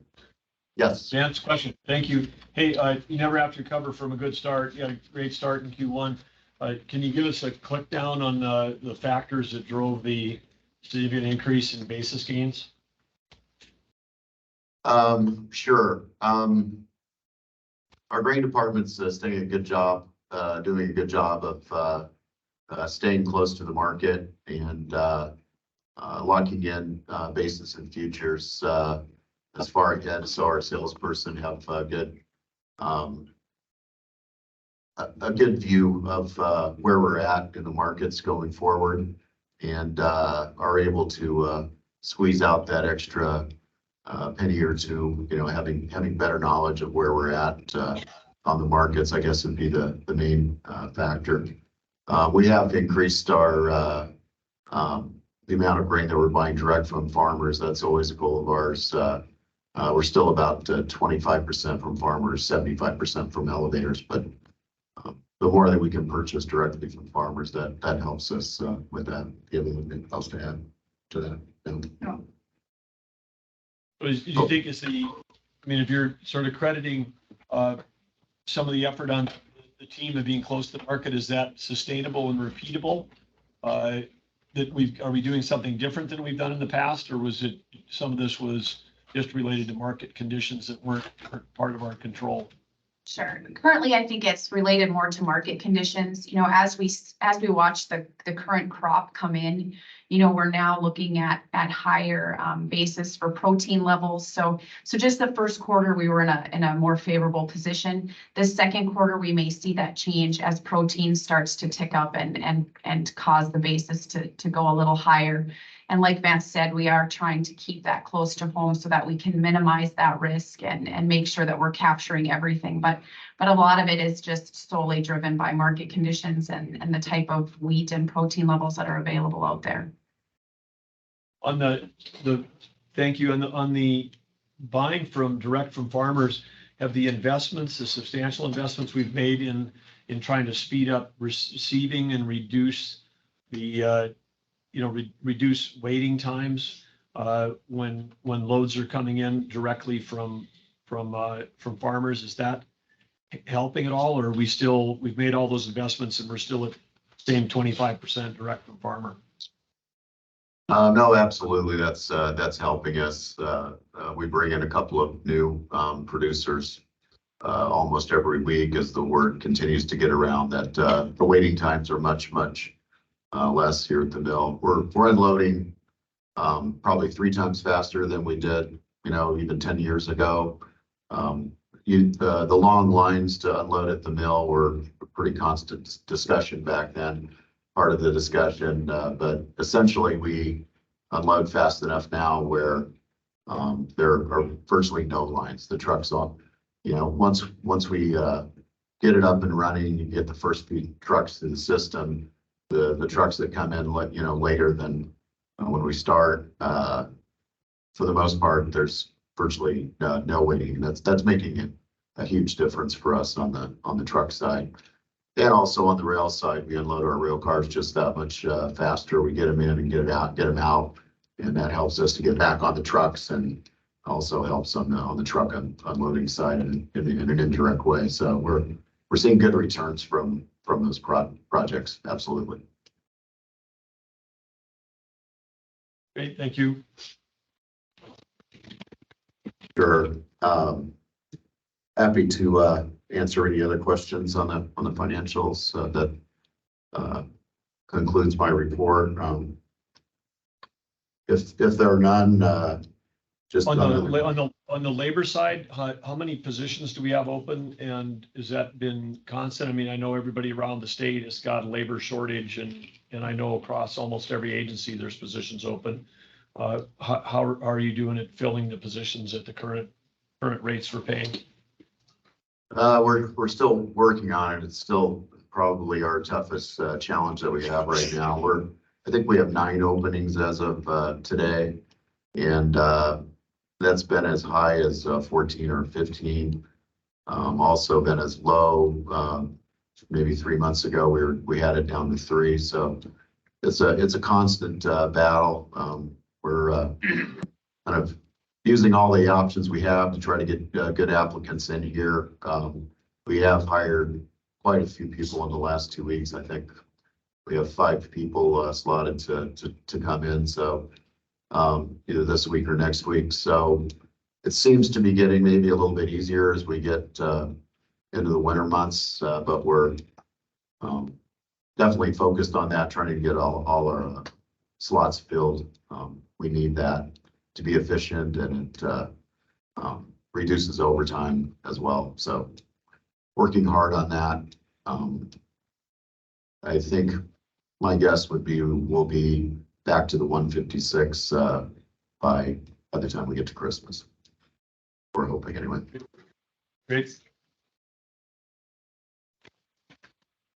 Looks good. Anything else? Just a quick report on the Weebus storage system. The rail and truck scales are installed. Most of the floors have been poured in the processing building. Some of the processing equipment has been set in the building. Siding is going on. The contractors are making good progress and doing good work out there. So still tracking for late summer, early fall for a startup on that system up next year. Are you planning on having you have a specific date and a ribbon cutting in mind, or? A ribbon cutting would be fun to do. I think the project deserves that. It's a little bit too soon to pick a date for that, but yeah, it'd be great to have you guys out and do a ribbon cutting if you have time.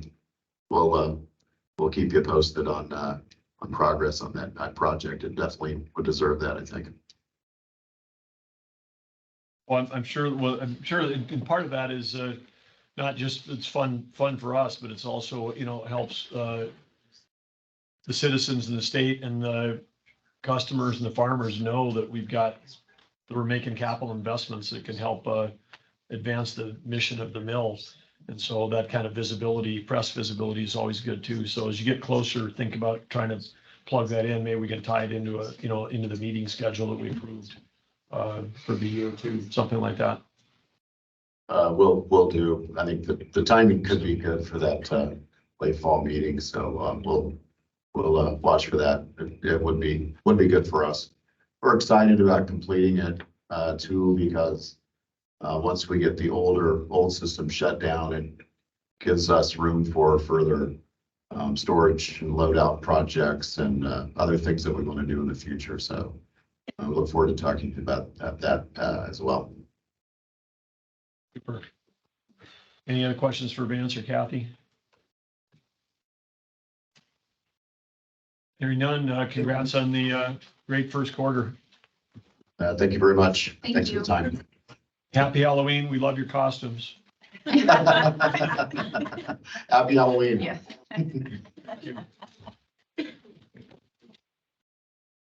Welcome, Lynn. Thank you, sir. Mark. I wasn't sure if the proper greeting was happy Halloween or trick or treat. Depends on what you're offering. Depends on what's coming. I wait till the end of every report. It says. Oh, excellent. We have 3 cases for your consideration this morning. First 2 are adjudications, and then the other one is rules. The first one, item I, is case 29896. This is the application of Burlington Resources to drill a lease line well in a 2560. You can see the location there. It's about 12 miles north of Johnson Corner, about halfway between Johnson Corner and the lake, and Keene Field. And the reason that this is before you is there's some controversy with GME, Grayson Mill, about the well. They opposed this application. Burlington, their partner Northern Oil and Gas, and Petro Hunt all support it. And you can see that 3 of the 1280s where it's going to traverse are Burlington or Petro Hunt. But one of the 1280s, the one on the upper left-hand side in the northwest corner, is operated by Grayson Mill. They've got, I think, 8 wells in that 1280. And you can see one of the things we've dealt with a lot recently is this drill back concept, where companies like Grayson Mill start in their spacing unit, they drill back into the neighbor's spacing unit, turn the well, and then come into their spacing unit so they can maximize the length of their lateral. That creates lots of regulatory issues for protecting correlative rights, but we've worked out processes to make sure the wells are cemented across there. Legitimate concern. Their concern is that they have to frac protect all their wells at a cost they estimated $1.6 million to protect all their wells from the hydraulic fracturing of this well, and they estimated some deferred revenue. However, Burlington made a good case that this well is going to produce 550,000 barrels that would otherwise not be produced. So it will prevent waste and prevent the drilling of unnecessary wells. I think the second thing to point out. Should we think of that 550,000 additionals being split equally between the 4 1280s? It will. Okay, correct. So Grayson Mills will get the same 25% as everybody else. They will. Correct. And I think the other thing that's really in the favor of approving Burlington's application is that they plan to drill this well in the Three Forks second bench. All of Grayson Mills wells are above that in the Middle Bakken or the first bench. So they're not going to intersect the same formation or even intersect Grayson Mills well bores. And maybe just to kind of point that out, it might be a little hard to see. 5 of Grayson Mills wells are here in the Middle Bakken. 3 are in the first bench of the Three Forks. And the Burlington well is going to be way down here. So it won't even be in the same formation of the Bakken pool as those existing wells in the Grayson Mill. And how many feet of separation is that on your chart there? That separation is about 75 feet. So, yeah, you do hydraulically fracture into it, but you don't prop it open. And so it will be producing incremental reserves that are not being tapped by those other wells. And that's going to help protect their wells from any kind of interference or sand getting into their well bores. So 2 requirements that this order places on Burlington Resources. Let's see, I guess we don't really have to look at this, but you can see the differences and maybe a little bit clearer picture of how this well bore going down that section line is going to go under lots of drill backs. But all of those wells are completed north or south of that section line. I think the other thing in Burlington's testimony that really stood out was most of the wells that you're dealing with here, this is the toes of the wells, the far end of the 1280, and those don't get fractured as effectively as the heels. So Burlington is trying to recover a lot of incremental oil from the toe end of their spacing units. And this order requires them to keep the wellbore on their side of the line. So not only does it have to be in the second bench of the Three Forks, but it has to be south of that section line. So it's even more protective of Petrol Hunt and Grayson Mill than it would be if they drilled it right down the section line. So we believe it's a good proposal and we would ask for your approval. So move. Second. So it's south of the section line for those 2 miles, but the splits are gonna still be 25% each? Correct. And it will be within 250 feet of that section line.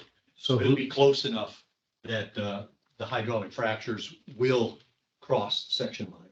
But they shouldn't get as far north as where some of these setbacks are, these 277 and 36-foot setbacks for the Grayson Mill and the Petrol Hunt wells. And the black dot represent a toe? Correct. And then the other ones where you've got the curved lines, those are the ones where they're starting actually, the drill pad is actually in the other section and then they're starting to do their curves. They've got more lateral in their own section, but there still would appear to be some undeveloped material or minerals underneath those where the curves are, right? Correct. Yep. And that's the undrained portion of the reservoir that we're trying to get at with these section line wells. And, you know, our analysis shows that there's in the neighborhood of 1 million barrels of recoverable oil in those section lines that need a wellbore like this in order to be able to produce those and prevent that waste. So it's very innovative, the drill back philosophy and the off spacing unit philosophy, and it has allowed them to maximize lateral length. And in some cases, they've done it so effectively that a section line well isn't needed. But in cases like this, where you have a lot of toes of the wells, you need that in order to recover that oil. So that was going to be my question. You have two potential section line wells in your, who's proposed to do those? Burlington has proposed. They're going to do them too? They are, and they're going to do the wells on their side. I guess we go back and you can see the ownership. Yeah, They'll place the wells the south. in a different formation and in their spacing units, but close enough that they'll recover all the reserves from that section line pad. 1 or 2 well? We're actually only approving one at this point. 1 2-mile lateral that'll go east-west across between the four 1280s. That dotted line there. Okay. Although we're moving it to the south. Yeah, we're making sure that it doesn't. And you've heard from all parties that are recommending approval? We've heard from all parties. Grayson Mill is still opposed because of the cost of frac protecting their wells. But we're recommending approval of Burlington's proposal. Well, and the revenue of a 25% of the 550,000 barrels should exceed whatever projected cost they have. Absolutely. So when we look at what, order, my order's in the wrong order. Burlington estimates a net present value of $10,500,000. So 25% of that will well exceed the cost of frac protecting those wells. Okay, well, any other questions? Call for the vote. Commissioner? Yes. Mayor General? Yes. Governor? Yes. Second case is case 30263. This is an application of Cobra to become operator of an underground gathering saltwater system and a disposal well in Wayne Field. So you can see Wayne located there by the thriving metropolis of Max Bass, just northwest of there, about 15 miles or so. This is an unusual field, a very thin Mission Canyon bed on top of an active water drive. It's all horizontal drilling in there.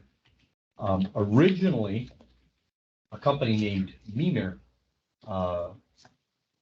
made application to the commission to acquire these Wayne wells after 31 operating went bankrupt. Mimir then made a deal with Cobra for Cobra to take the wells. And Cobra did an analysis. They want the wells and have acquired them from Mimir, but without the produced water gathering system and the saltwater disposal well, the wells aren't economic to produce. You have to have water disposal. These wells produce at a 90 to 95% water cut. So they're only about high water, 5 to less than 10% oil. So here's the system that they're talking about acquiring. So you know, at one point you confiscated all these wells, and then they went through the bankruptcy, and Mimir acquired them. Mimir has sold the wells to Cobra. So it would be this gathering pipeline, this tank battery, this gathering pipeline, and then this disposal well. This is going to be abandoned as part of the initial grant process through the federal grant that we got for plugging orphan wells. All these wells are being plugged, and this pipeline will be abandoned as part of that project. So it'll be 2 gathering pipelines, a tank battery, another tank battery, and then an injection line. They will post single well bonds before we transfer the wells. They have agreed to do a mechanical integrity test on the disposal well and the injection line and those underground gathering lines. So we'll make sure that we don't have any leaks before the transfer takes place. So our recommended order is that we remove 31 operator or Mimir as the operator, make Cobra the operator, contingent on them posting the bonds and doing the well transfer. So moved. Second. Motion is second. Any questions? Call for the vote. Commissioner? yes. Attorney General? Yes. Governor? Yes. All right, our third case, thank you very much. Our third case deals with our rulemaking. We're coming back to you at this point in time because we can still squeeze in 4 additional rulemakings. And I want to speak to those, and then I'll turn it over to Mark to answer any specific questions. The first one came to us late. It's 430203 19.3. The Continental Resources has brought an innovative process to us of storing produced water in large open-top tanks in a safe manner. And just to kind of set some background here, the industry uses about 9 billion gallons of water a year for hydraulic fracturing. Less than 25% of that is produced water at this point. Industry's goal is to push that to 75 and then maybe even 90% produced water, which would hugely reduce our use of fresh water. So this is an innovation that will move us in that direction. Originally, we thought, well, let's just have every operator go through the hearing process like Continental did.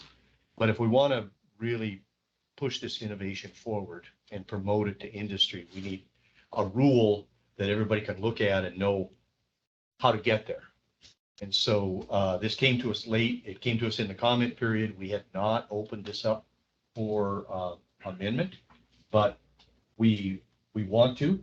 So we've already published a notice in the newspapers around the state that we're considering reopening this, and Mark will go through the timeline, but I gave you the background on that one.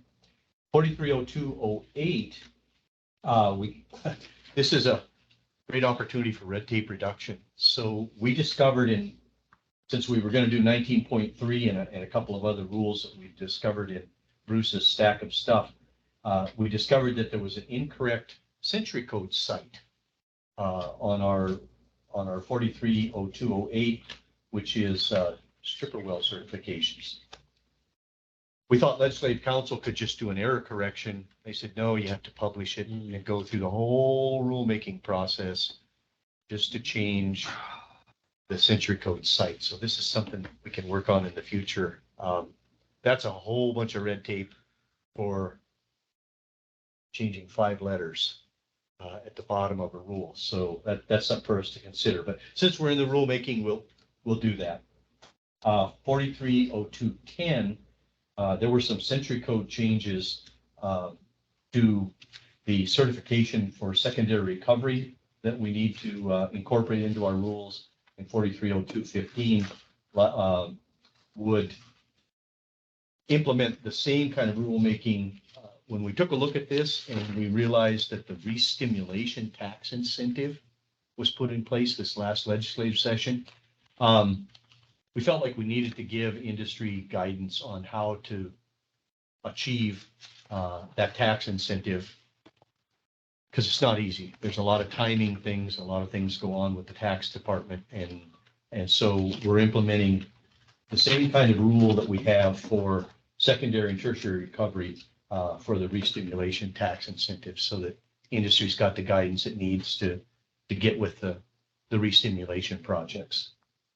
So Mark, you want to talk about your timeline and how this all fits together and then take questions? But those are the 4 changes that we'd like to roll into this rule change package. Yeah, so the timeline is, we're walking a pretty tight rope here, but we think we can make it. We had our hearings October 9th and 10th. And as Lynn mentioned, we had some input on 19.3, so we decided to open this back up. Today, we're here to ask you for your approval to proceed with that. We have a rule hearing set for November 17th. That comment period will end on the 27th. You'll note that the commission meeting is the next day, so might be burning some midnight oil to incorporate any additional comments that come in. And then we'll be on track to get these rules in effect April 1st of 2024. I'll move the amendment to the rules. Second. Motion is second. Any just questions or discussion? Call for the vote. Commissioner? Yes. Commissioner General? Yes. Governor? Yes. Motion carries. Thank you very much. Item B. Luck with the tight timeline. Yeah.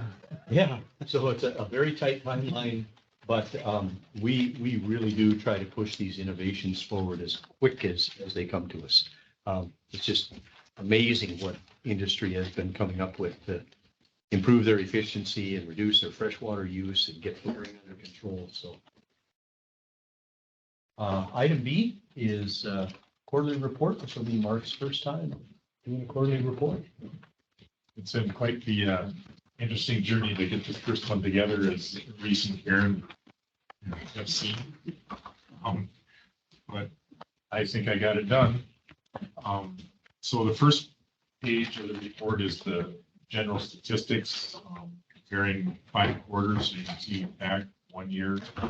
Our permitting application received is fairly constant. It usually ticks up in the summer and late fall. People getting ready for wintertime drilling. Our approval time is it went up and it's going back down. We had a new person hired and they've been on the job for several months now, getting trained and helping prep these permits. So we started permit time trending down, which is good. Our rig count average for the quarter is a little lower.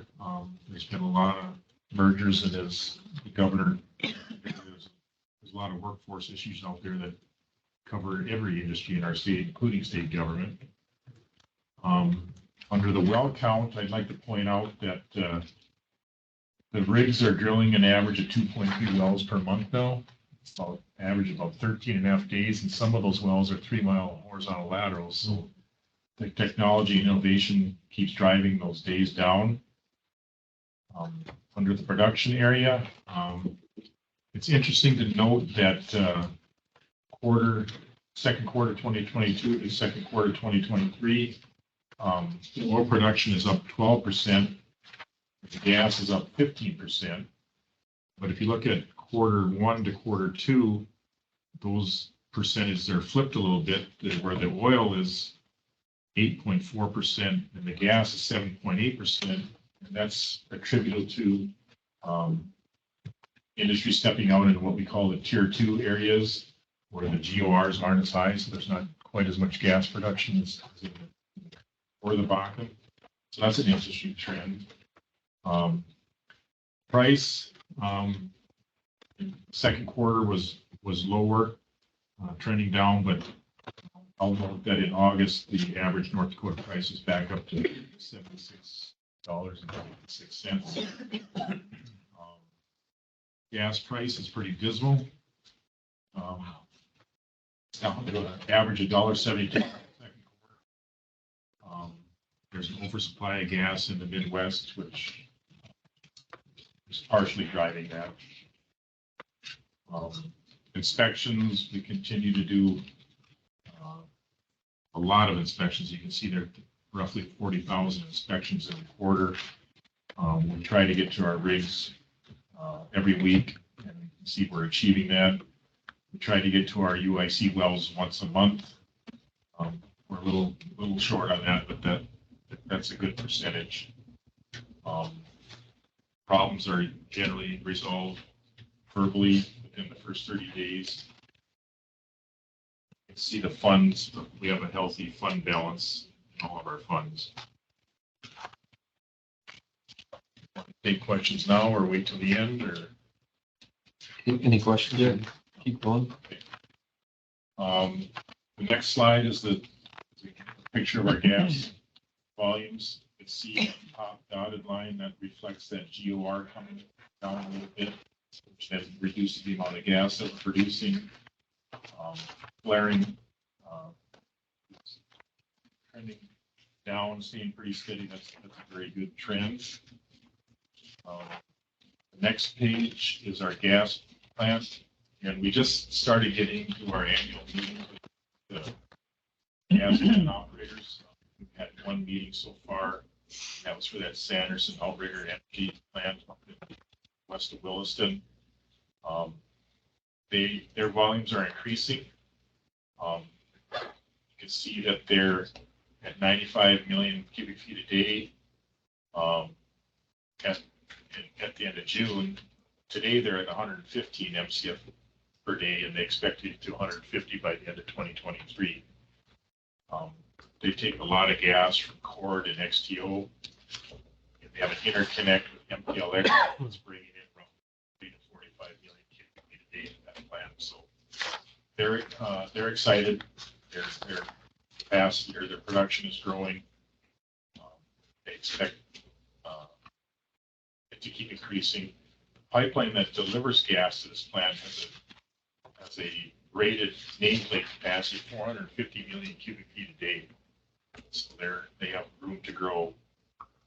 And they're located in an area where we're seeing a lot of activity up northwest of Williston. They're excited about what's going on out there. So good things are happening in that world. Next slide deals with gas. You can see that capturing well in excess of our 91% goals. So policies that you implemented are working. So we're very pleased with our gas capture percentage. And again, in the black line, not to belabor the point, but you can see the gas prices. It's really tanked. The next slide is a slide from Justin Kringstead. I just included here to give an overall picture of the gas processing capacity in the state. As you can see, we're fine right now, but the gas produced is expected to, base case is expected to nearly double by the mid-30s. So there will be a need for more gas processing capacity in the future. A year from now, you're gonna have to make sure we're dealing with that issue. Yeah, we've got about 2 years, Commissioner, and then we're out of capacity. So we've been pushing this message with industry. It's really tough for them at $2 gas. Yeah, $1.70. But, yeah, so it's gonna be difficult to get the CapEx to do that. But we're gonna need expanded gathering and processing 2 years from now. That means you're ordering compressors today. This page is the building permit policy. Something called the special places. There were no changes in this order. The last page is complaints, and this is a little bit, I'm going to present this a little bit different than Bruce did. The complaints you see on here are what we would consider active, where we send out a complaint to the party. There's a couple things in here I want to point out. On the second line, no energy. They entered into a consent agreement back in 2022, and they paid us roughly $10,000, and they owed us another $102,000. January 1st, 2023, they neglected to make that payment. So we're in the planning stage now. We're going to go after them to collect that. The second one is on the fourth line down for double AA. We issued a complaint against them, and they have now informed us that they are seeking Chapter 7 bankruptcy, so that'll put everything on hold. When those fines get paid and they come in, where does that money get deposited? Where does it go? Goes to the abandoned well fund. So it sits in an account to pay for orphan wells. Okay. Yeah, the last thing I'd like to point out is That account is held at the Bank of North Dakota, or? Yes. Yep. What do you do if you get to the end of the annum and we significantly or at all exceeded what the orphan well fund needed? Is it carryover? Just goes forward? It's a continuing appropriation. It is, okay. And that's where the federal grants have been going. Okay. There's also a small portion of the gross production tax that goes in there. So the entire industry carries the burden. They carry 50 to 80% of the burden of taking care of the orphan wells. Does it ever get to the point that it spills over somewhere else? Not yet. There's a cap on it of 100 million. So far, that hasn't happened, but there is a cap. So if we brought in enough grants to exceed that 100 million, then our gross production tax bucket would fill and it would spill over. I don't remember what the next bucket is. But you haven't gotten there, you said? No. Yeah. And the last thing I'd point out going forward, then there's the first line with North Range Resources, Empire North Dakota LLC line, and the Line Log Resources. We've entered into consent agreements with them. That have been executed by both parties, so those will come off and during the next report. Hopefully we won't add any more, but Part of our business. It is part of the business. that concludes my report. Any further questions? But Mark, just checking on the first part of this report, it's on the page 1, it said there was 9 complaints in the second quarter. Do those 9 complaints match up to this complaint list at the end, or is it these are? I hope so. Ones that just initiated during the quarter, or some of these? Those are active. These are the active ones? Yeah, yes, correct. And that's the 9 on the first page. Okay, so 9 is not how many new ones we have, that's the active. Correct. And you're It's a little different one. You're working to resolve those. Correct. It's a little bit different than what Bruce did. I would, to be more transparent, we would just show all the ones we're working on and where those. And the ones we're not working on are either resolved or deemed not like a actionable complaint. The ones we're not working on, that's probably not the best term. These are the ones where we sent out the complaint. There are the ones that we're working on where the complaint hasn't been sent out yet. And those will not show up on here until we actually send the complaint out. Okay. We actually sit down with our field team on a monthly basis and talk about issues in the field and whether new complaints are the way to go or whether there's some other way to resolve the issue. And so they all have a voice to bring up problems with operators on a monthly basis. And Is there a different word than complaint when we're managing these points of interaction, or is that a legal term? Might have to talk to the attorneys. I think it's a legal term. We're always complaining. Is this is us filing a complaint with them or them filing a complaint with us or both? It's us filing a complaint against them.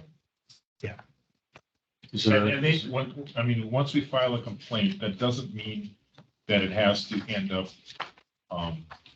with a big fine or anything. We could enter into a consent agreement then and come to a mutually agreeable terms where they'll fix their problems and we will then set a penalty and then reduce that penalty, suspend part of that, try to give them an incentive to stay in compliance then.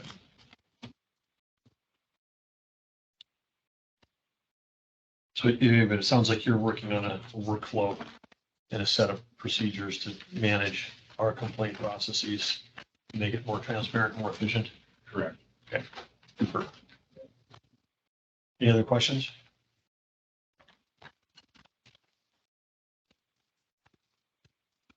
Thank you. Moving on to item C. Item C then, regulatory matters. I think we have a slide. Oh.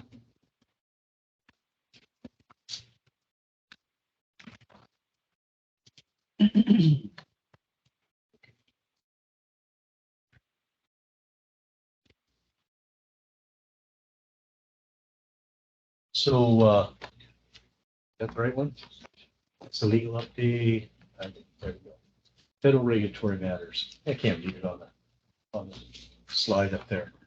So on the federal rulemaking, we did list the BLM resource management plan. That's one that we're just actively monitoring. We submitted comments on that. They haven't come out with a final rule. There's no idea when that'll come out, but certainly before the end of the administration, we're expecting that. Is this the one that includes the ability to designate land for conservation as opposed to for development?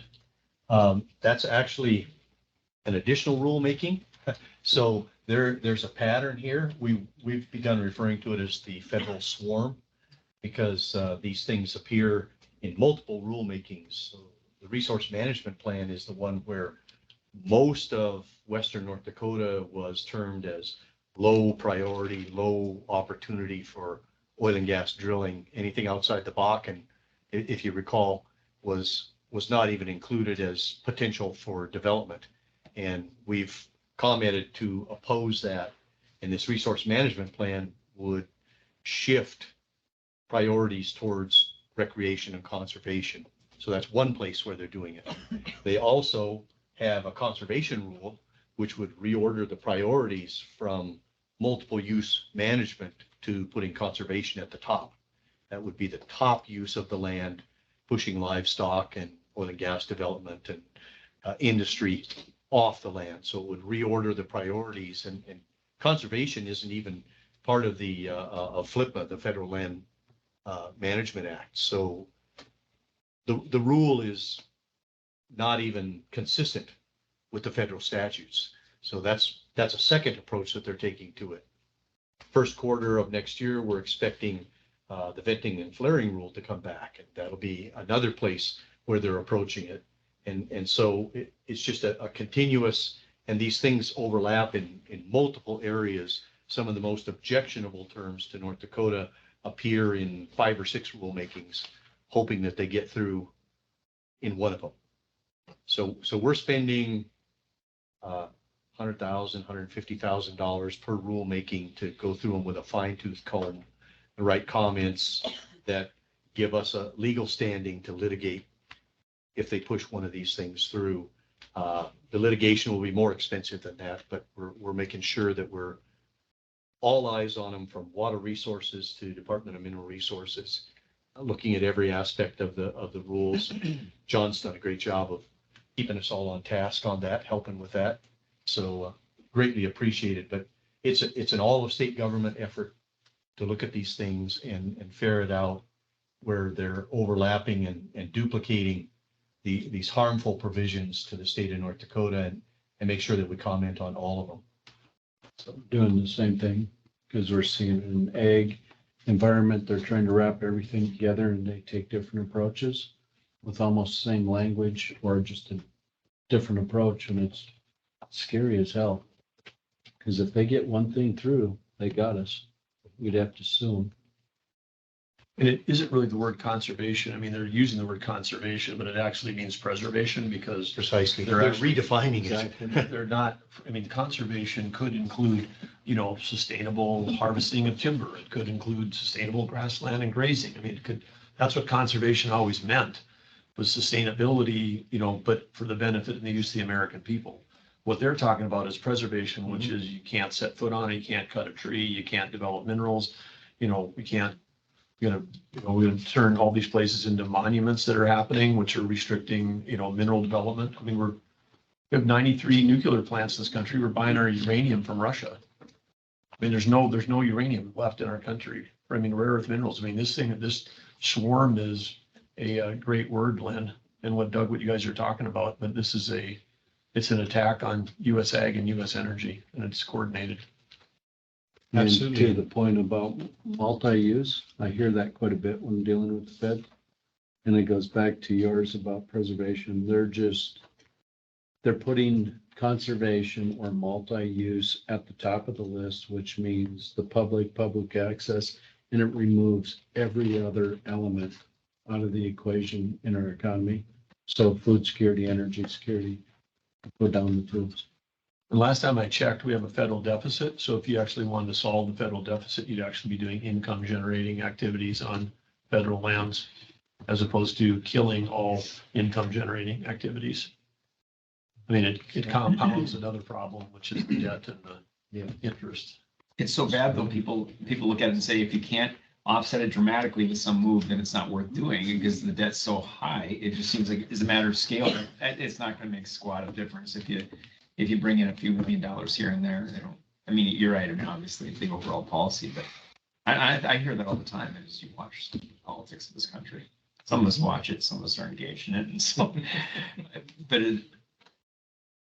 But if you started doing smart development on 240 million acres, Yeah. the U.S. is the largest landowner in the country is the United States. If you started doing that, you could make a dent in the economics of Yeah, what the feds are doing. I mean, look at what we're doing in North Dakota. There are billions of dollars of resources off limits, oil and gas being one of them. And our concern is that our rare earth and critical mineral potential might be placed off limits by this approach. And it's literally worth tens of billions of dollars, which can make a dent in the deficit. people forget that 20 years ago in this country, we had multiple years in a row of surplus budgets in the federal government. They're like, that can't be possible. It is possible. It's true. And they act like it's not attainable. And there's some other, I don't know how people think they're going to get to where the debt starts coming down. Obviously, it's just mathematics, but I'm sure they'll find time to start discussing that in Washington soon. Which is a great segue, Governor, to something I wanted to mention under other. Yesterday, I got this letter from Dakota Prairie Grasslands. They're asking if we want to be a cooperating agency. They are initiating early engagement to prepare a new travel management plan, which means they want to reevaluate the entire road system on Dakota Prairie Grasslands for potential changes. So the latest one to drop. I guess I would ask for your consensus to engage with them so that our critical minerals and rare earth minerals and our oil and gas resources, coal resources, clay resources out there don't inadvertently get stranded by the abandonment of a road or a two-track that's necessary in order to access them. So they want to provide designated motorized routes that are responsive to current and expected recreation uses. And remove. That's the only mention that they make of uses of DPG and this new travel management plan that they want to come up with. So So we can that add would, that to John's list. We're at 28 now or 30, Up there. somewhere in that neighborhood. it would remove access to roads and trails that even our agriculture producers utilize in the grasslands. It states there's a need to reduce the proliferation of new two tracks being created.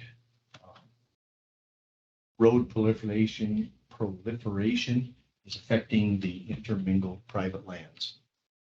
So that, this falls directly in our wheelhouse of all of the Bankhead Jones lands and the intermingled private and state lands that you try to manage through the land board. This is just another way of reducing access to the citizens' public lands for the purposes of conservation. But even the sentence you just read is kind of backwards because they're talking about the proliferation affecting intermingled. Well, they're intermingled. You've got, in many cases, Bankhead and Jones areas, you've got to cross was used to be private, but now federal land to get to the private. Yeah. And if you don't have a 2-track, I don't know how you're gonna get there. Then they're gonna landlock a bunch of private land, just like they're trying to landlock minerals. This one seems pretty innocuous on its surface, but it really affects everything we do in the Dakota Bird grasslands. So we should be actively engaged in it, I think, from day one. I agree. Yeah, for sure.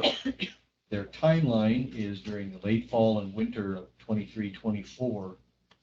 They'll begin early engagement with tribal, federal, state, and county governments, grazing associations, interest groups, and the public.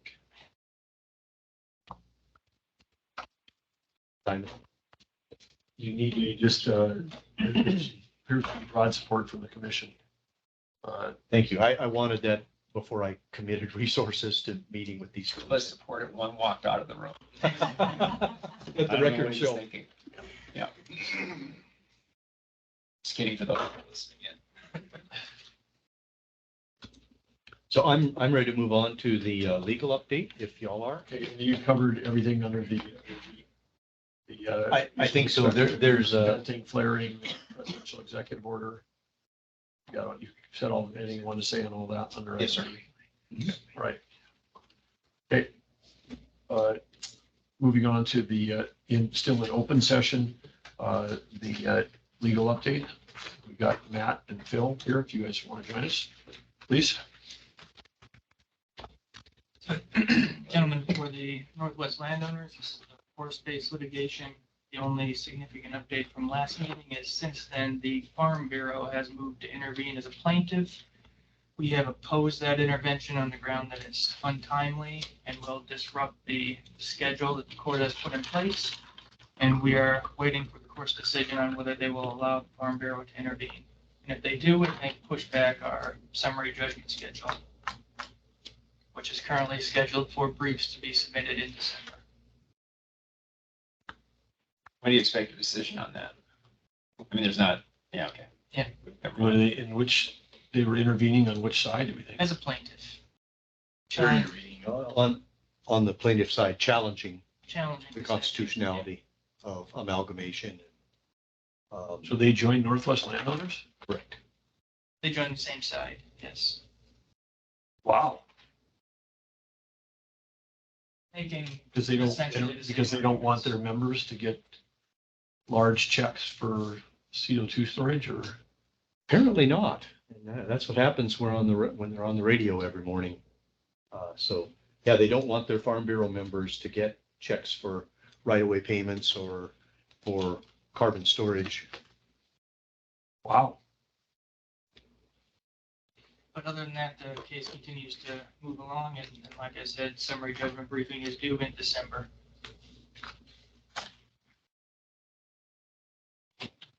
But say again, because of this, do we think, are they going to be allowed or not allowed?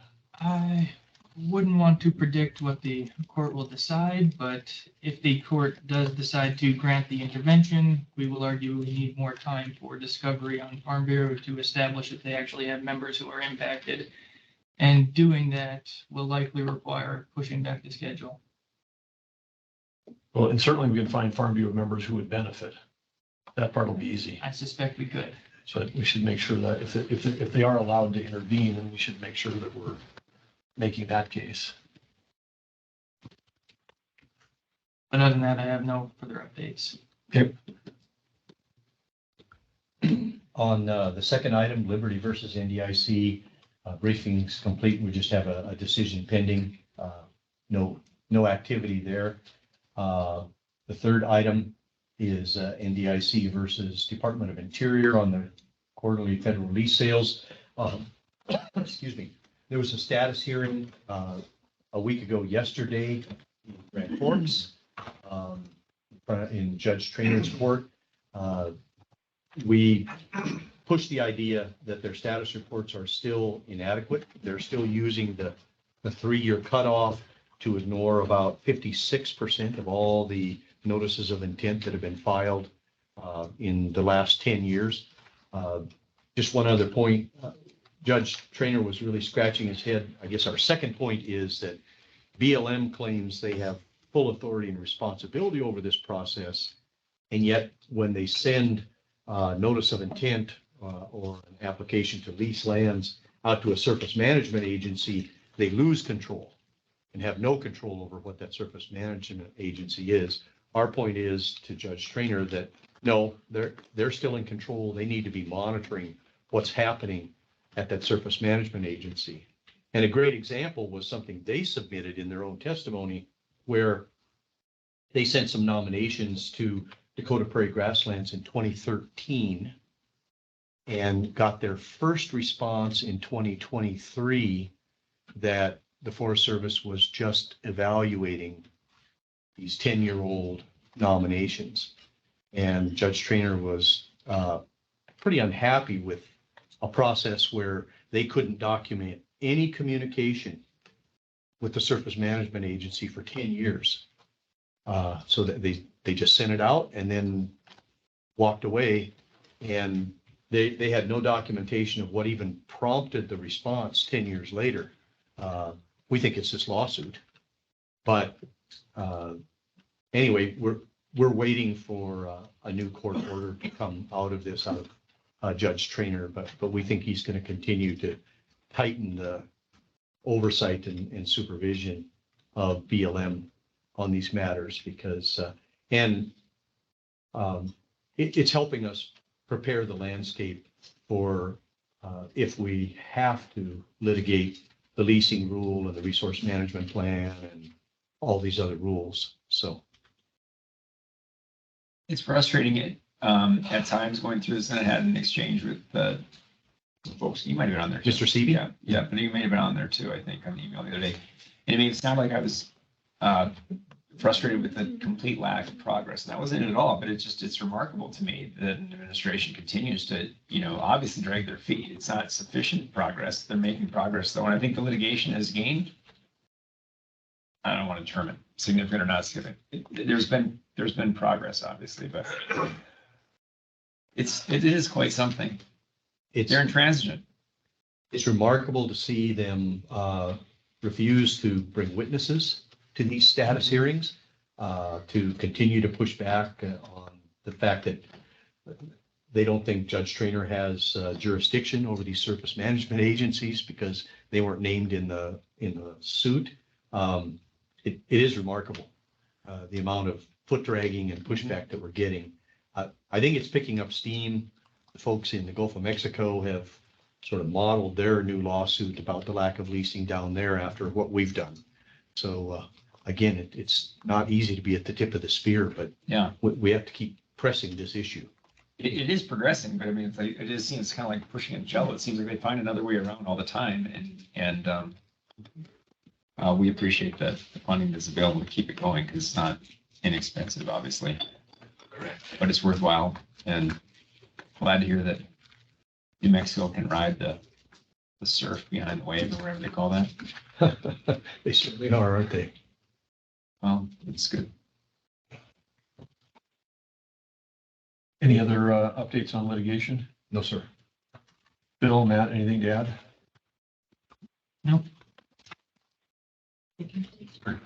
So, Bill, but what is the date on the, currently, if they don't change the date on the summary judgment filing, what is that?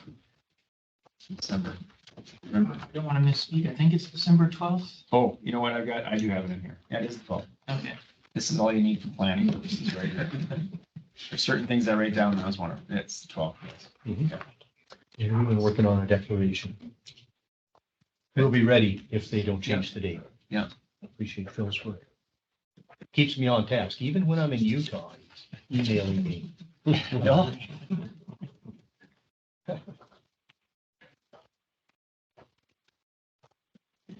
So on the federal rulemaking side, I already kind of touched on the BLM leasing rule. Again, we filed comments, but that's one of those where all these overlapping approaches are taking place, and there's a handful of things that are very harmful to North Dakota and to our industry, and they're appearing in multiple rulemaking.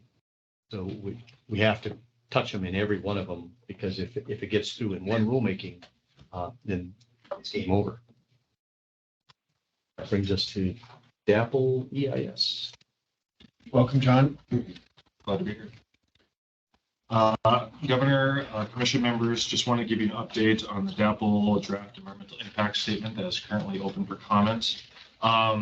Since it has been released, we have been doing a full statewide effort, continuing to work to craft additional comments that are up and above our original comments that were submitted April 8th for the final public comment. Some of the assumptions I would like to go over with you that will be within the comments that we are proposing. With working with Lynn and Justin and Matt and others, we have come up with new price per barrel assumptions, transport costs, and then impacts to the state government. So looking at price, we are going to assume $85.50 for the first year after DAPL shuts down, and then $83 a barrel in the second year. Looking at transportation costs, we're looking at about a $2.40 increase in transportation costs, which just that alone, we're looking at $105 million per year to the state in lost revenue. Looking at a more holistic approach, the DAPL EIS is the current schedule is it will finish in May of next year. 3 of the 5 options will look. We're assuming that DAPL would shut down if the Corps chose 3 of the 5 options. If that was the case, per Lynn's assumptions, we're looking at a reduction in half of our production, going from 1.2 to about 500,000 or 600,000 barrels per day. That would stay like that for 3 months, and then would slowly increase to full production again in just about a year, maybe a little bit over. With that decrease in half of our barrels production per day, we're looking at about a $1.1 billion loss to the state coffers versus our original assumptions in the updated forecast. How that would affect, like Operation Prairie Dog and so on and so forth, and these are numbers that have been provided to me by OMB.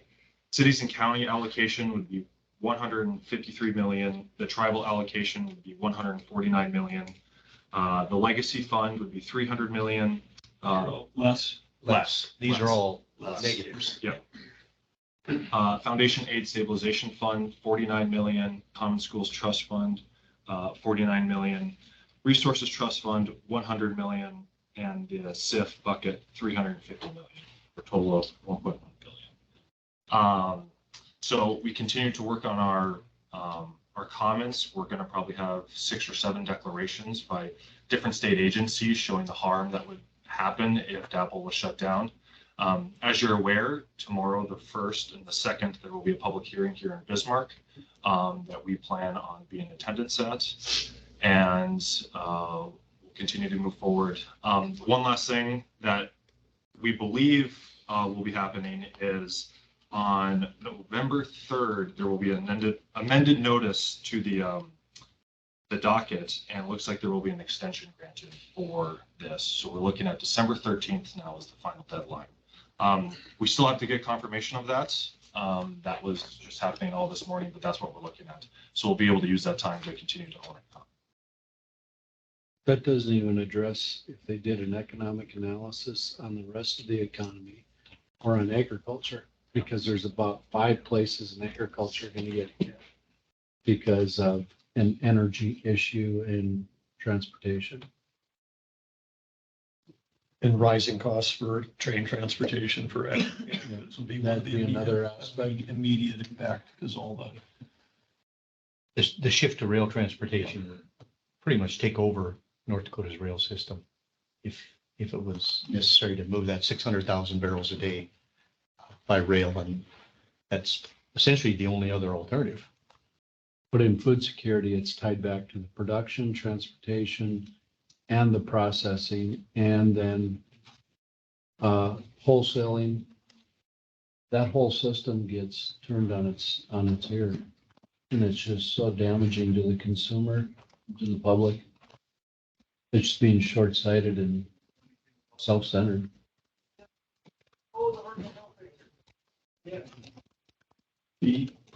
I appreciate the analysis being done, very valuable to show the impact. I think when we're calling it the state impact at the beginning, right off the bat, before we get into the foundation aid and the counties and whatever through Prairie Dog. I mean, when we have the state revenues right off the bat, some of that is oil countries going directly to the counties. And then, and those uses are going for all things that drive every aspect of local government. I mean, so we really have to say right off the bat that this affects every budget we have. I mean, this affects the delivery of healthcare services, it affects education, it affects infrastructure, public safety. I mean, it's like everything. I mean, there isn't a part of the budget that wouldn't be touched when you start taking those kinds of dollars out. You don't have to wait for the secondary effects. And then particularly, then we have 30% off the top that's going into the legacy fund. The legacy fund is basically general fund and used for all the things we've just described again, that are funding general government services. So this is, and then the thesis, I suppose, at the core of this is that somehow it's better for the environment. You know, so at some point we just need to say in the thing, like, look, when you destroy US supply, you do not affect demand whatsoever. Like Doug is saying, the demand will still be there. We still need fuel to run the tractors. It's just going to cost more. But apparently the plan to replace the US supply is like, you know, last week, like, when no one's looking, let's raise the, lift the sanctions on Venezuela and let them put 800,000 barrels of oil a day on the market. Maybe that's the plan, to try to keep the price down before the next fall's election, is with foreign supply that is produced in a dirtier, less safe way than we do. But we just have to challenge the fundamental assumption. What are they trying to accomplish? I mean, this is the cleanest, safest crossing of any of, go back to the beginning. There's 6 years ago when we were fighting this thing, there was 38,000 water crossings of oil and gas pipelines in America. There's probably how many are there today? This is the safest one. Why is this? I mean, question one would be, why even the EIS? Why? It's because it's 1 mile out of 1,100 mile pipeline. It's the only 1 mile that has a federal nexus. It's the only place they can attack safe US energy infrastructure. It's the only place. This is the spot they can do it. And they're doing it, and it's political. There's nothing good for the environment. There's nothing good for the economy. That'd be the first comment. Explain to the public what this accomplishes. I mean, because we lose ourselves in the detail. Yeah, there's billions of dollars of impact on us and the economy, but what's the justification at all for this whole thing?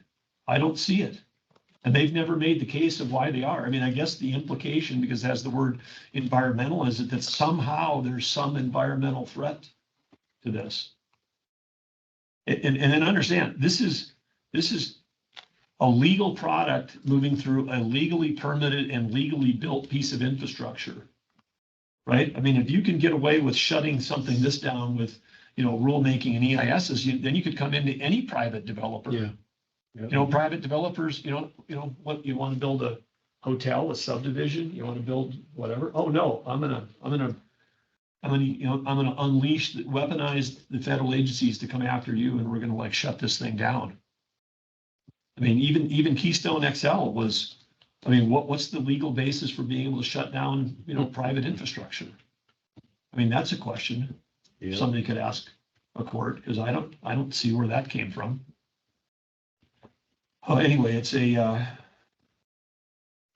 odd times when the threats against our economy, our state, and everything that we do and all that everybody here is working for, private sector and public sector, are under threat for our own federal government agencies. These are not laws by Congress. These, as we all know, we've been talking about all day, these are just people that are coming up with rules and jamming them down.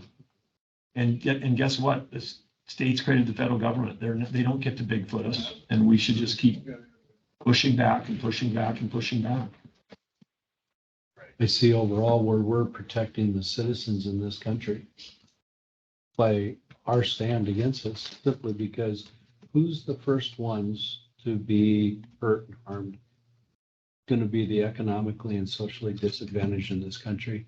Yes. If they get their way with this political agenda that they're pushing. People were supposed to be and bound to take care of and oversee. Right. This will be inflationary, and as Doug was just saying, I mean, the people that are being hurt the most right now by inflation are the people that are just working to make their ends meet, put food on the table and gas in the car, and this is an assault on them. Exactly. That can be your opening line. Comment one.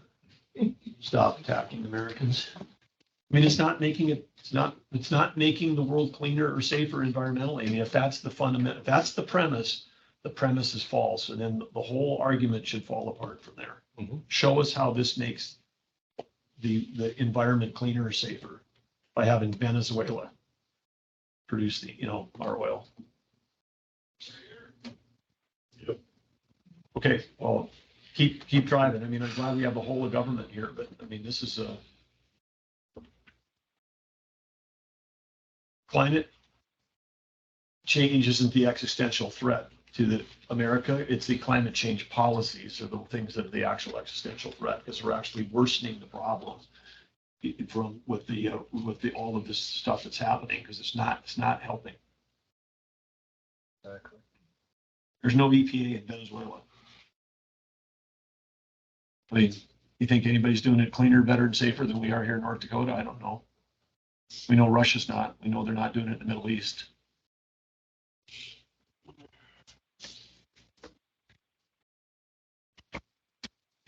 Okay, anything else on that? That's it. Okay, all right. And then, do I understand that they're busing people in from other states to be here to be here to make comments at the thing that?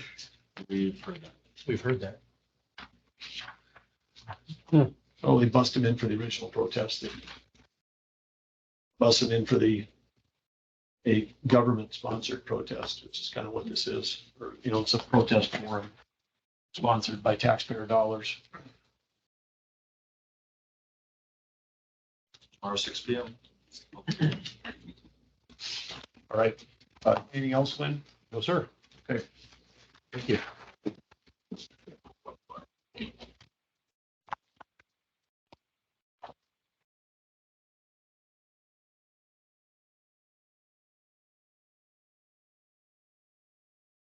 So guys, Some clean water. Onward, we're good. Thank you. Okay, we have Deanne in person, live and in person right here.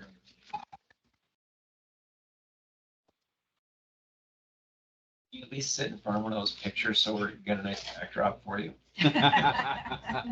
Just preferably, whichever one you want. Preferably a giant bison. I couldn't find a Halloween bison, so that's why I had to come in person. Have one.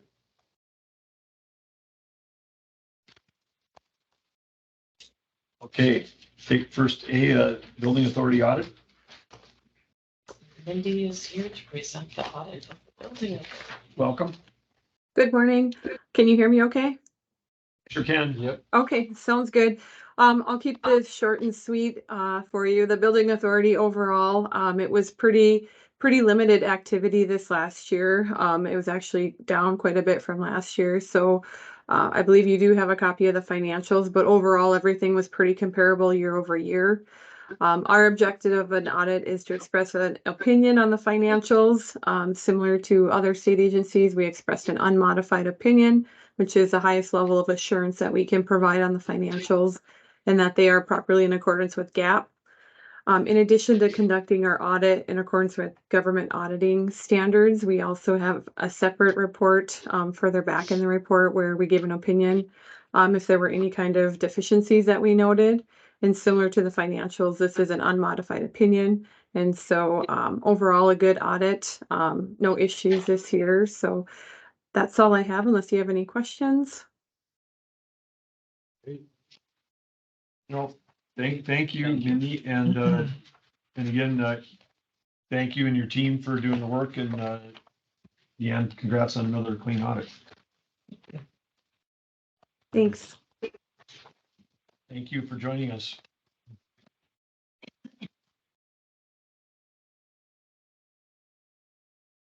Next item is, we've usually had 3 authorized officers, and with Joe's retirement, asking to have Susan appointed as the 3rd authorized officer for the building authority. Karen is the authorized officer, as well as myself, so.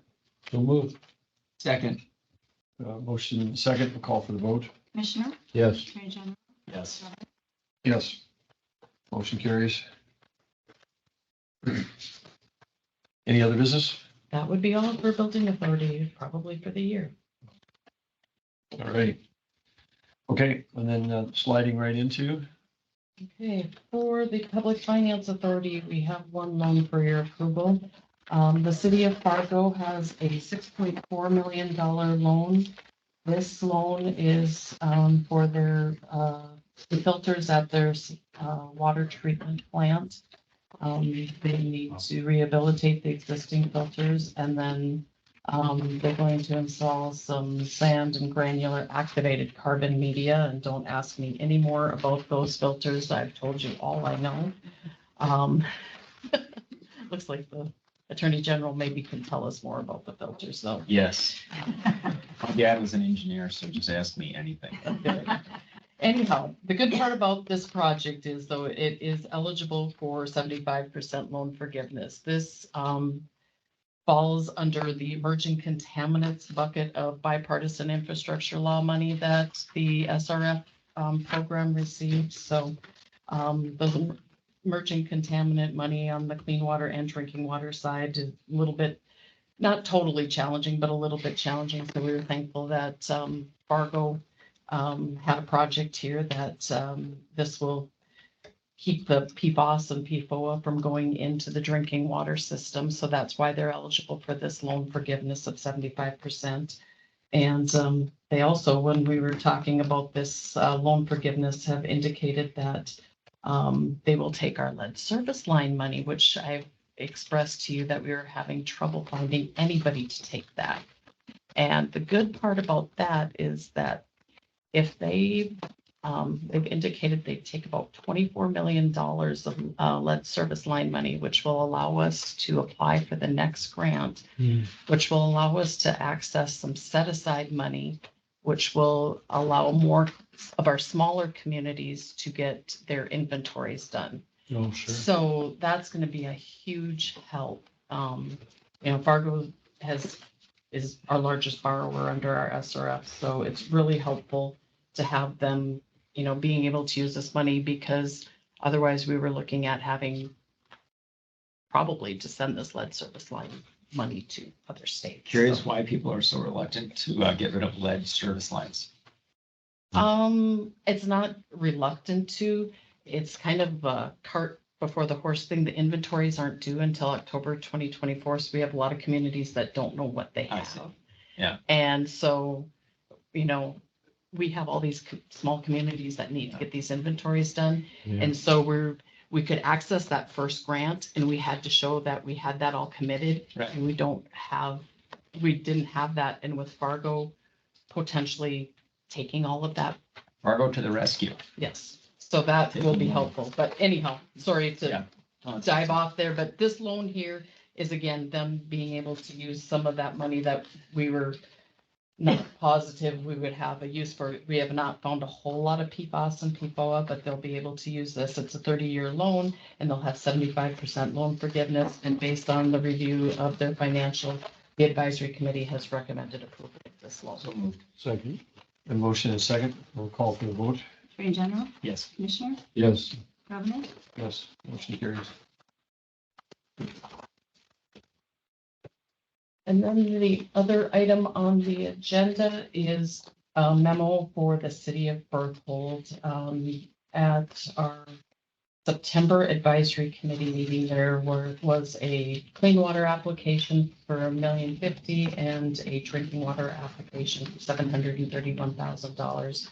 This is for Main Street water and sewer main replacement for the city of Berthold by the advisory committee. That was all the loans I have this month for the SRS. All right.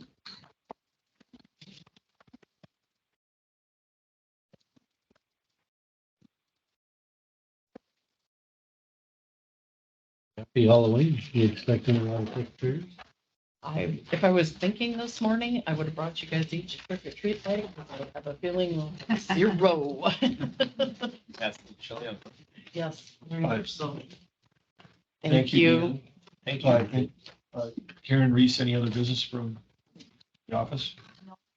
Okay, then we're adjourned for the day. Happy Halloween, everybody. And if you're trick or treating, maybe we'll see you over at the governor's residence later today. Best one.